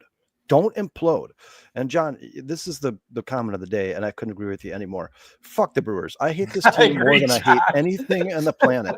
I've almost gotten to a physical fight in Milwaukee, in Miller Park in Milwaukee one year, because this Brewers fan next to me was being a dickbag, and we weren't doing anything at all. We were literally just sitting there watching the game, and he kept screaming in our faces. And finally, I'm like, hey, listen, man, I have not said a word to you about the Brewers. I'm not here to shit on your team. I'm just here to watch a Cubs game. I got free tickets. Stop talking to me. I'm going to punch you in the face. Like the Brewers fans, since they've started winning the division, which is, how pathetic is that? Not since they won a World Series. That's not what I said. I said since they started winning the division. Well, the Cubs were in the middle of a massive rebuild. They have become the cockiest, most disrespectful fan base I've ever seen in my life. I mean, they're becoming worse than Philadelphia Eagles fans. It's getting to the point where it's like, God, I hope you guys lose just so you all shut your mouths. Every single one of you could just shut your fucking mouth. Their fall from grace is coming, Sean. I will say this. 82 was a long time ago. The last time they represented themselves then in the AL in a World Series, and hopefully that is not going to be the case in 2025. I will tell you this though, and I mean this wholeheartedly. And I don't know, Kyle, you're a little bit younger than me, so I don't know if you ever had the opportunity, but drinking dollar beers in the bleachers at County Stadium was freaking awesome, and it was a really good time. But they were also in the American League at that point. Miller Park it's a beautiful park. I love going there. I'll be honest. And Sean, Miller Park is beautiful, or American Family Field, whatever they're calling it now. But County Stadium was very Wrigley Field-esque, and I loved County Stadium, dude. Loved County Stadium. Bob Uecker died in January. Yeah, and Bob Uecker was awesome. Listen, Bob Uecker was awesome. You hated him because you're the announcer for the play-by-play announcer for the Cubs, but he did a damn good job in Milwaukee. Sean, but here's real quick, and maybe somebody in the chat, Swaggy, McNolegs, Alan, John, somebody help me out here. But these players that you're watching on the Brewers, these guys coming up like Jacob Mizorowski, all these prospects they have coming up, these guys were all drafted by a guy who left the Brewers. Sean, I think, correct me if I'm mistaken, didn't he go to the Mets? I believe he did go to the Mets. I'm almost positive. I don't know if it was their GM or their director of scouting, but whoever he was basically given all the credit for what this team is doing right now. And I was reading an article from a Milwaukee Brewers beat writer, not a Cubs writer. So this guy's not biased. He's biased towards his own team. He's a Brewers fan. And he said, Brewers fans, in the article, he says, Brewers fans, enjoy this while you can, because since that guy left, he said the drafts have not been that great. The Brewers have not made the same intelligent moves that they have in the past outside of Andrew Vaughn. And he's like, there's a good chance that once all the players that were drafted by him, the guy who went to the Mets, there's a good chance that once all those guys leave to take bigger paydays, or they're so old they get out of baseball or whatever. Once it all fizzles out, he's like, once his fingerprints are no longer on this roster, there's a good chance the Milwaukee Brewers fall back into sports purgatory. So I know that sounds like it's like getting attacked by a bear and being like, let's go kill the bear, and being like, no, he'll die of old age eventually. Like, that's not very good revenge. I know that's not saying a lot, but I'm telling you, there's some, I read that article and I'm like, man, this is from a Milwaukee Brewers sports writer. If this is true, I give it 3-4 years when the Brewers decide they can't pay anybody. I think Peralta is going to leave in the offseason, actually, guys. I think so too. Once they can't pay anybody, their little run here, we've won the division 5 of those last 6 years will be over. And they will be back down to the 500 team that they should be, especially with how they spend money and the players they've put on that roster. They should be a 500 baseball team. It's just insane to me. They better think Peralta, how important Peralta and Woodruff are to that team. If either of those guys leave, that's a massive, massive hit for Milwaukee. Massive hit for Milwaukee. Massive. Peralta has been their John Lester. If he leaves, they're in trouble. And really quick, Kyle, I don't know if you ever had, this was County Stadium, man. Dollar beers in the bleachers. This was honestly one of my favorite stadiums. It closed back in 2000. I was never there, Sean. I was born in 88. I didn't go to my first baseball game until I think it was 2004. Oh, so you were closed. It closed when you were 2. Yeah, I was born in 88. Oh, no, not when you were 2. 88. No, I was 12. 12. Yeah, you said 2000, right? Yeah, 2000. Yeah, I never went to that stadium. Yeah, I remember my first time. Look at that, guys. Show that again, Sean. Look at that, guys. A stadium with parking. Look at that. Right? That's crazy. Dude, we don't know what that is in Chicago. County Stadium was awesome, dude. Like, this was a really good ball stadium that I wish they would have never have gotten rid of. Now, don't get me wrong. Again, Great American Family Field, whatever they call it now. It's a nice ball club, dude, or nice ballpark. But I really, really did love. Love that County Stadium. And who can beat dollar beers in the bleachers, bro? Yeah. Yeah, it's Swaggy McNolex. He says, I personally have nothing against the Brewers or their fans. Listen, I'm a Cubs fan. I'll always hate the Brewers. I'll hate the Cardinals. It's just natural if you're a Cubs fan. It should be. The reason I have personal agenda against their fans is because the last 3 times, I went there for years, guys. I've been going to Miller Park for years. I had great experiences every time I went. And then all of a sudden, the second the Brewers started to get good, I started had people screaming in my face, people telling me, fuck the Cubs because I'm wearing a Cubs jersey. The guy next to me was like, Cubs fans are so stupid. Every time this guy hits a routine fly ball, they think it's a home run. Like, just personally insulting me. I'm like, hey, listen, man, I just came here to enjoy the game. I'm not being rude or disrespectful. I'm not that guy. I'm not that sports fan that gets rowdy and screams in people's faces, is rude and disrespectful. I've never been that guy. So if you're that guy to me, and that's the only thing I have to go off of is those experiences at Miller Field for the last 3 times I've been there, then I'm not going to go there anymore because I don't feel like dealing with that shit. And that's the Milwaukee Brewers fans are at fault for that. And Sean, you and I have been to Wrigley together 50 times. Have we ever screamed in the opponent? Dude, I sat next to Seattle Mariners fans once at a game when we went to the Seattle Mariners game. That couple I sat next to from Seattle, remember that couple was sitting to the right of me? And him and I had the same birthday. Those people were the nicest. I was like, you guys should go check out this place and go check out this place. Well, welcome to Chicago. First time at Wrigley. Oh, how do you like the stadium? Like, it was a good conversation. We had fun. They were actually really cool people. I have never been that person, and I'm never going to be that person. And those people who do that piss me off. You know what? Come to think about Milwaukee, they still had parking at the new stadium. You could park. Yeah, I love Miller, dude. I love that park. Yeah. I tell people all the time, people who are like, I've never been there. I've never been to Milwaukee. I'm like, go see a baseball game in Milwaukee. Yeah. It's absolutely amazing experience. You can tailgate there, just like White Sox. You can tailgate at White Sox Park too. White Sox Park has parking as well. White Sox Park also has really good food. Oh, we have Brewers. We have a Brewers fan in the chat here. Hey, I'm not complaining about Brewers fans. I just say I am. But I never booed Ryan Braun. I don't give a shit about Ryan Braun. I didn't. I absolutely did boo Ryan Braun. If you're talking about us individually, maybe as a fan base, we boo Ryan Braun. I didn't. I don't give a shit about Ryan Braun. I never did. I mean, I'm not a big fan of guys taking steroids or guys do any of the, like the cheating the Astros did, the Dodgers, the Patriots, anything in sports. I'm not a huge fan of any of that, but That's Ryan Braun's problem. I don't give a shit about Ryan Braun. I could care less And about if you just jumped in a little late, but I just gave your stadium props. It's the fans. You guys just stood on the side of the highway and had signs telling us we lost after you beat us. I mean, that's a little ridiculous. We don't do that at Wrigley Field, do we? Sean, why don't we bring up to Steve Drake what we saw when Ryan Sandberg died on Twitter and Facebook? Oh yeah, can't forget that disrespectfulness that came out of the Brewers, who even failed to acknowledge him the day that he died. One of the greatest baseball players to ever play the game. Jesus Lord. Not only that, man, but there was people on Twitter who were like, "Who cares if Ryan Sandberg died? He was a Cub. I'm a Brewers fan. Fuck that piece of shit." Like, dude, the guy died. Like, his life is over. Like the days of, you don't need to shit all over him anymore. He's passed away. Give your condolences to him and his family and move on. Says what?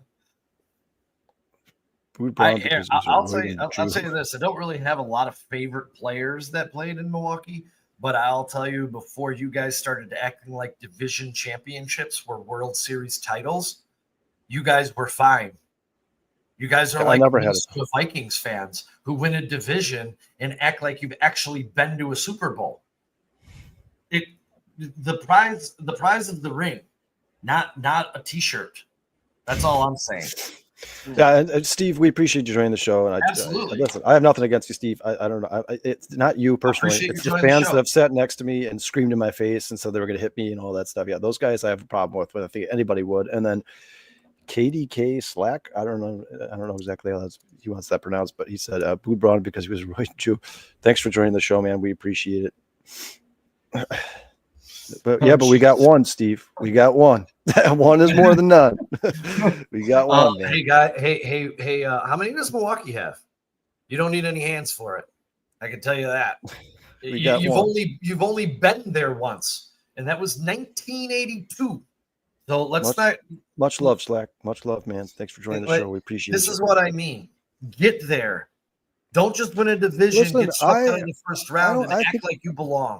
I think with my brain, not my heart, the Brewers are a very good team. I've been saying that all year. Good team. It's a good organization, very well-run organization. And I just complimented the park and how much I love going there and tailgating and having fun. It's an awesome place.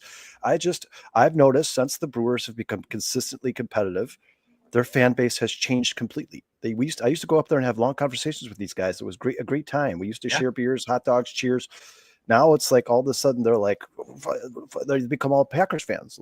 But you haven't dominated the Cubs for 50 years. Like the Packers fans have the right to say that stuff because they dominated the Bears. Brewers have not. The Brewers have not. Nice job winning the division in the COVID year. Nice job winning a World Series ever. That's all I can say. Talk about 2016 all you want. 2016 is a lot better than never, buddy. Yeah, it's less than a decade ago. I mean, that's recent history. Ted, thanks for joining the show, man. Really appreciate it. It says, glad I found you guys. Kind of talked me off a ledge, quarter step. Appreciate it, man. Thank you. That's what we're here for, man. We just everybody's got to simmer down. The Cubs are going to be a good team for the next 5 or 6 years if these prospects start to work out. So, hey, Steve, it's definitely going to be a fun ride, man. I'm not mad at all. Because the thing I find hilarious is every year this is the story, and you can keep repeating this story. Wash, rinse, repeat. Go to the playoffs, get swept. Go to the playoffs, get swept. If that's what makes you happy as a fan, awesome. And honestly, Steve, I mean this wholeheartedly. I'm not just saying this for the sake of the conversation or to sound biased in any way, shape, or form. I honestly believe, I'll tell you this as a fact, and Sean, you know this. Sean knows me. I would rather be bad for 9 years and win a World Series the 10th every 10 years for the rest of my existence. The Cubs are bad for 9 years, win the World Series. Bad for 9 years, win the World Series. Bad for 9 years, win the World Series. Then win the division every year and never win a World Series. Yeah, that's 100%. I would take that World Series every 10 years and suck for the other 9 rather than winning the division every year and never winning a World Series. Well, Steve, mean that from the bottom of my heart. I'm not saying that just for the sake of this conversation. Steve, and I'm hoping you're somewhat of an intelligent baseball fan that pays attention. You do realize the Cubs broke it down to the studs, right? They got rid of everybody. We had a no-name lineup that didn't even belong in the major leagues for 2 years. So what are you trying to accomplish? You guys still haven't won the division yet. We have 5 games left. Cubs snap out of this. We're a better team than you. I hate to say it, but if they do, I don't know if they will. But Yeah. you guys continue with Swaggy McNolegs right here. Like he says, Marlins 33 years, no division titles, 2 World Series titles. I would take that over what the Brewers have done for the last 10 years.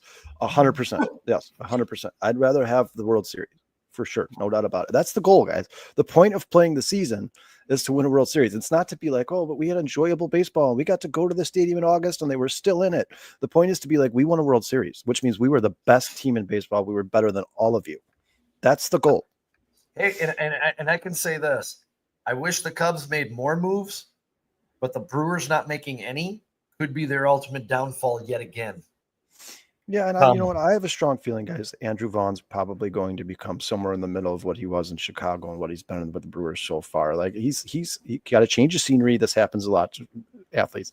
Change the scenery. They have one of their best runs they've ever had in their entire career, and then you see their true colors and who they actually are. And I think Andrew Vaughn's going to come back down to earth. Now, listen, like I said, Milwaukee Brewers have very good pitching staff.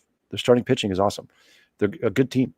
Obviously, they're a good team. This is too large of a sample size to be like, well, this is just a fluke. Like this team in the last 60 games is like 45-15. Like they're a good baseball team. But until they win a World Series, if you're talking about like the past and the future and two organizations in comparison, until they win a World Series, there's just not much to brag about if you're a Milwaukee Brewers fan. Sure, your August and Septembers have been fun for the last 5 years. Sure, I don't take that away from you. Have fun, enjoy it. But if I'm a Brewers fan, I'm starting to get fed up with being the team that makes the playoffs and gets knocked out, makes the playoffs, gets knocked out, makes the playoff. And if I'm a Brewers fan, I start demanding a championship from the ownership of the Milwaukee Brewers. That's what I want. I want a championship. That's what I watch sports for championships. Hey, Steve, the Bulls and Hawks combined have 12 world titles. The Bulls do suck. The Blackhawks came off a decade of dominance in which they went through a rebuild, which happens in sports, and the Hawks are going to be on the come. You can't win every the Bulls, year. I don't know because I'm personally not a Bulls fan, and I could care less. I mean, if they're good, I'll cheer on their success, but I don't follow the Bulls, so I don't really care what the Bulls do. But you know what? Okay, I'll live in the future. You guys have a 5-game lead. Hold on to it. Get into the playoffs. Win a series. We're here every Saturday. You come back. We'll play you for 5 next week, Monday through Wednesday. We got 5 on the docket. We'll see where the division is after that. That's all I can say. But you just were talking about the past. So what can I do to live in the past? You certainly can't live in the future because nobody knows what's going to happen. Yeah. I mean, all I can do is live in the now, and that's why we're on a sports podcast at noon on Saturday talking about the current state of the Chicago Cubs. And we've said a lot. We've been very complimentary of the Brewers. Like I know. Name another Cubs podcast you're going to turn on where you're like, yeah, the Brewers are legit. This is a good team. They got good starting pitching. That Miller Park is awesome. It's fun. Look at the tailgating. Like I've been nothing but complimentary of this present state that we're in right now. The Brewers have been a better team than the Cubs over the last 2 months, for sure. There's no doubt about it. It's not argument. You cannot argue that. But if you look at the two teams on paper, the Cubs have a better roster, and maybe they win the division. Maybe they don't. Maybe the Brewers win the division, and maybe the Cubs win a wild card game, and they end up facing the Brewers in the playoffs. Wouldn't that be fun? That would be awesome? Fun. But right now, until they win a World Series, Brewers fans, keep enjoying your August and September baseball. I guess have fun. Have that. I would take the World Series in 2016 over anything the Brewers have done for the last 5 years. What's the last time? Have you guys been in an NLCS yet? Because prior to us winning, we went 3 years in a row. That's how you build success. You get there, you fail, you get better, you learn, you get there, you don't succeed, you try again, but eventually nobody wins the World Series every year. So all you can do is to hope to win it once a decade, right? Like there's 30 teams of baseball. All you can do is hope to win it once a decade. That's the goal. Win a World Series once a decade. That should be the goal for it, because your goal should be to win every year, but that's never going to happen. It's not going to happen. I wish. That would be nice. But even the Dodgers can't do that, and they spend more money than every other team in baseball combined, and they can't win every year. So the Cubs and Brewers certainly are not going to do it. Ted says when the Sox get sold, they will potentially make the Cubs look like a small market team by just that wouldn't surprise me, because Justin Ishba is going to spend money on that team for sure, no doubt about it. He's already made that quite clear. He's going to spare no expense for the Chicago White Sox. Although Here's my only problem, Ted, is when Justin Ishba takes over that team, they might become the Nashville White Sox. Don't count that out. Might. Do not count that out. Like winning. Oh, he's a Packers guy too. Oh, wonderful. Here you go, buddy. There you go. There you go. I'll give you all the love you need. on this podcast, my friend. Yeah, you can talk about the Brewers all day, but I think most Packers fans can start to feel the winds of change in the NFL here. I mean, that Jordan Love is not Aaron Rodgers. He's not Brett Favre. He's a slightly above average quarterback. Caleb Williams has the God-given talent of him, and I understand he hasn't accomplished anything in the NFL yet, nor has Jordan Love. But Caleb Williams, if you look at the ceiling, is going to be a much better player than Jordan Love. There's not even a question about. And Steve, not even we a really question do about. Appreciate you checking in, no matter how much shit we thought. Yeah, Steve, come in on the Bears podcast, because I'd like to get your take as a Packers fan looking at the Bears from the outside. I'd like to see it. I would love it. And I do love it. It's gonna be a fun. This Jordan Love and Caleb Williams era is gonna be fun to watch for sure. Well, the rivalry is back, Sean. It's back. Yeah, 100%. But we got to take a look ahead, because we got to put a bow on this thing here. So looking ahead to hell, I mean the Cubs schedule. We have 2 left, Fox and ESPN. And for really quick, TJ, who we have not seen this week, was our winner last week of picking the games. Picking our week schedule. He was 3-3. The Cubs were what was the Cubs record last week? 2-4. 2-4, yeah. 2-4. So we're going to give it to him because he was the closest. All of the rest of us were over 500, 5-1, 4-2 for the week. So we got 2 left versus the Cardinals. Let's get Bruce in here. We got 2 left versus the Cardinals. Fox and Planta. And Sean, it won't be Soroka, will it? It won't be Soroka. Sorry, I thought I changed that to Shota. I was gonna say he's out for a while. It's gonna be Shota. Yeah, so I'm going 1-1. Yeah. Okay. Kyle's got 1-1. Chat, jump in. John S. Anybody who wants, we're giving away something at the end of the month, and that will be Shota in Game 3, not Soroka. That was the original one. I did change it. I must have downloaded the wrong one onto there. So John's going 1-1. Thanks, Steve. We appreciate you joining the show, man. This is part of the sports, man. Bantering. We love it. We absolutely love it. And man, if you're from Milwaukee, if you're from Wisconsin, you should be a faithful sports fan. And you're good for you, man. Stick up for your team. John's got 1-1, Sean. I got 1-1. Bruce? 1-1. Thank you. 1-1. Bruce is 1-1. Oh my God. Bruce holding it up with a 1-1. Bruce is taking a loss? You're picking a loss, Bruce? Yeah. Even Bruce can't stay faithful to this company. He's jumping ship. Can't say undefeated anymore. Well, this is where it gets a little tricky, boys. This Tuesday through Thursday, gonna be a little tough out there across the border.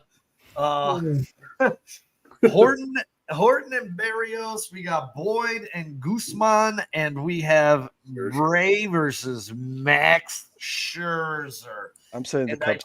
I can't believe I'm saying this, but I think they're going to take 2 out of 3. Horton and Boyd have just been amazing, man. Absolutely. Yeah. I will say this: one of baseball's best teams at home. Do they have the best record in baseball now? Outside of the Brewers, or in the AL, outside of the Brewers, yes, they do. Yeah, they're number 2 in baseball. They've been on a tear too, man.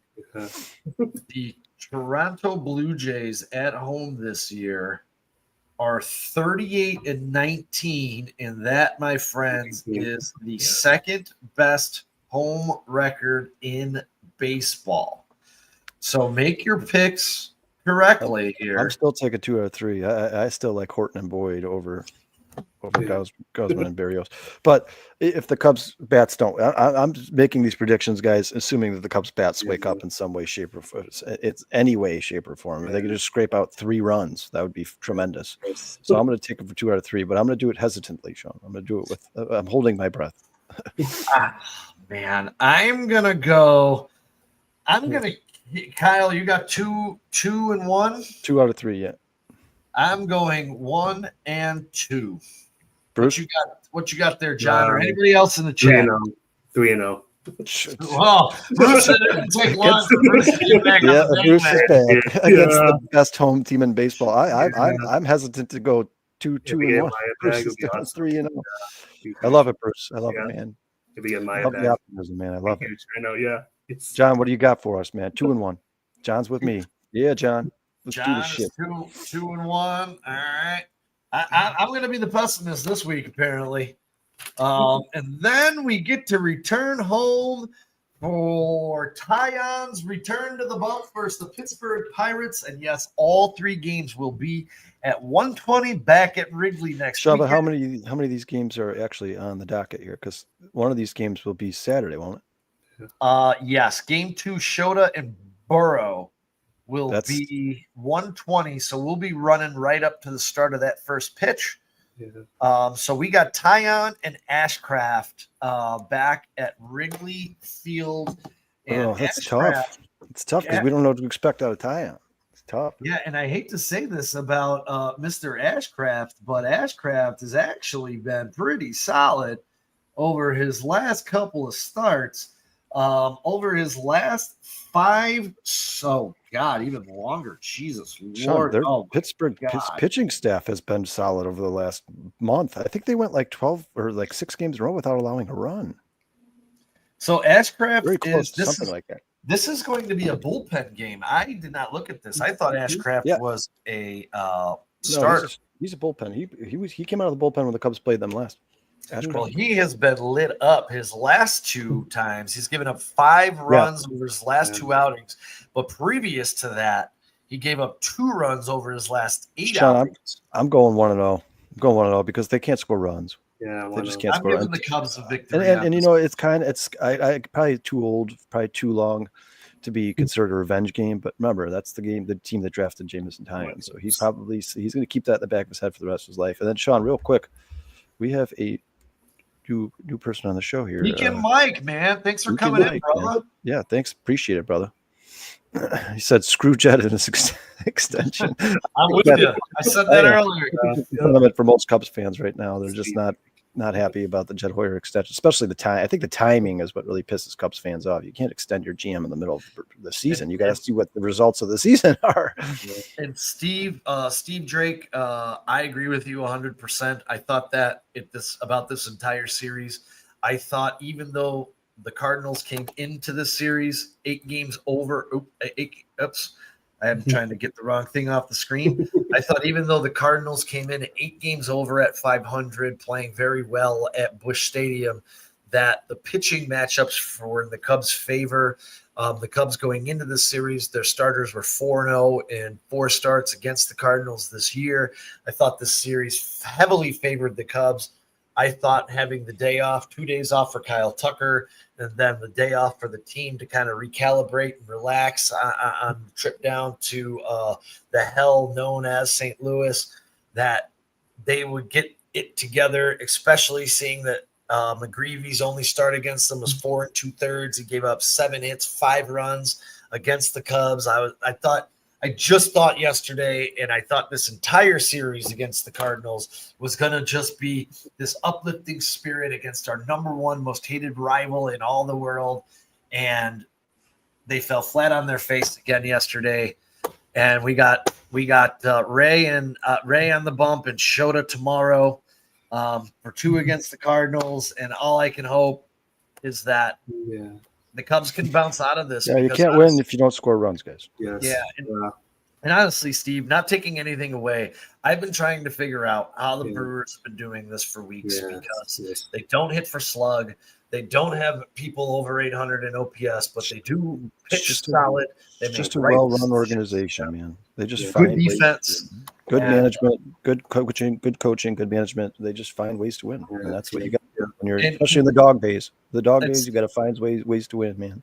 Yeah, and I agree with Steve here. Clutch hitting is addictive. If one guy does it, the other guys will follow. You need one guy to clear the bases, and that's kind of what happened. And I'm not talking shit, Steve. I swear to God, I'm not. That's exactly what I thought when Mo Baller hit that double, split the gap, and the Cubs won that game against Milwaukee.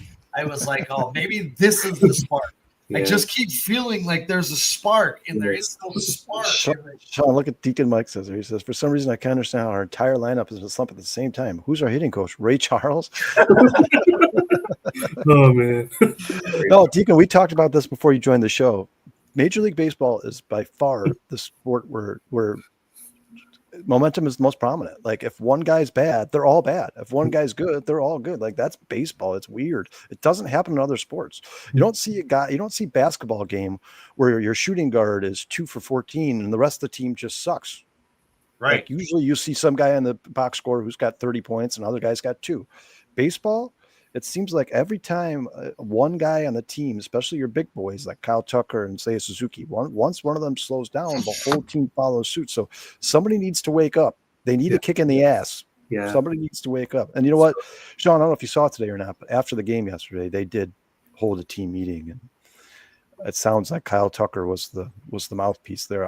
Hopefully that does something for them. Maybe it's like a Jason Hayward situation at Game 7. But at the end of the day, guys, if they can't hit, they can't score runs. Yeah. I'm going to start if this is another week like it was last week. I'm going to start picking them to go 1-5 every week. Yeah. But Sean, right now, John's got him. I have him at 3-3. I have him at 3-3. John and I got 4-2. You got 3-3. Bruce got 5-1. Yep. 5-1. Yep. And the Cadillac board right now, the Cadillac board is TJ's on with 1. John and I are on for 1, and Kyle and Bruce in the month of August are trying to scratch that old Cadillac board. Yes. Bruce, I don't know what these 5-1 predictions if it's going to happen for you, brother. I don't know. My defense, I did win. No, you guys have both won. But we started an August contest with the chat. Yeah. I get it. All right, boys. Here, I'll tell you this right now, and Steve, if you're still listening, there's a few teams that I hate to lose to in sports more than any other teams.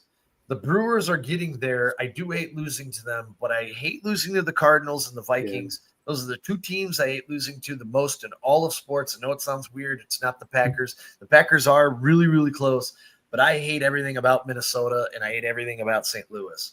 So yeah, it's Steve. We really appreciate you being here and joining the show, man. We, like I said, I love to get the outside perspective of the Bears and the Cubs from because you know a lot when you talk to nothing but Cubs fans and Bears fans, you're gonna get a lot of bias, right? You're gonna get a lot of guys who are like the Bears are going 17-0. Like everybody, calm down, relax, think with your brain. Let's get an outside perspective. Like I'd like to know what Packers fans think of this Bears team in training camp. Like are they looking at the Bears like, man, this team could be really good, or are they like, oh, it's the Bears? I'll screw it up. Yeah, and Steve, we're on Mondays. We're on Mondays and we're on Wednesdays talking Bears. Thursdays late night talking Bears. Love to have your Packers. Yeah, we got a bunch of Packers fans in the chat. Yep. Always got a bunch of Packers fans in the chat. And we're looking for a Packer expert to help us break down the Packers Bears tilt when they do match up on the schedule. Yeah. So if that's something you're interested in, check us out at 4-Star Chicago Sports. Send us an email.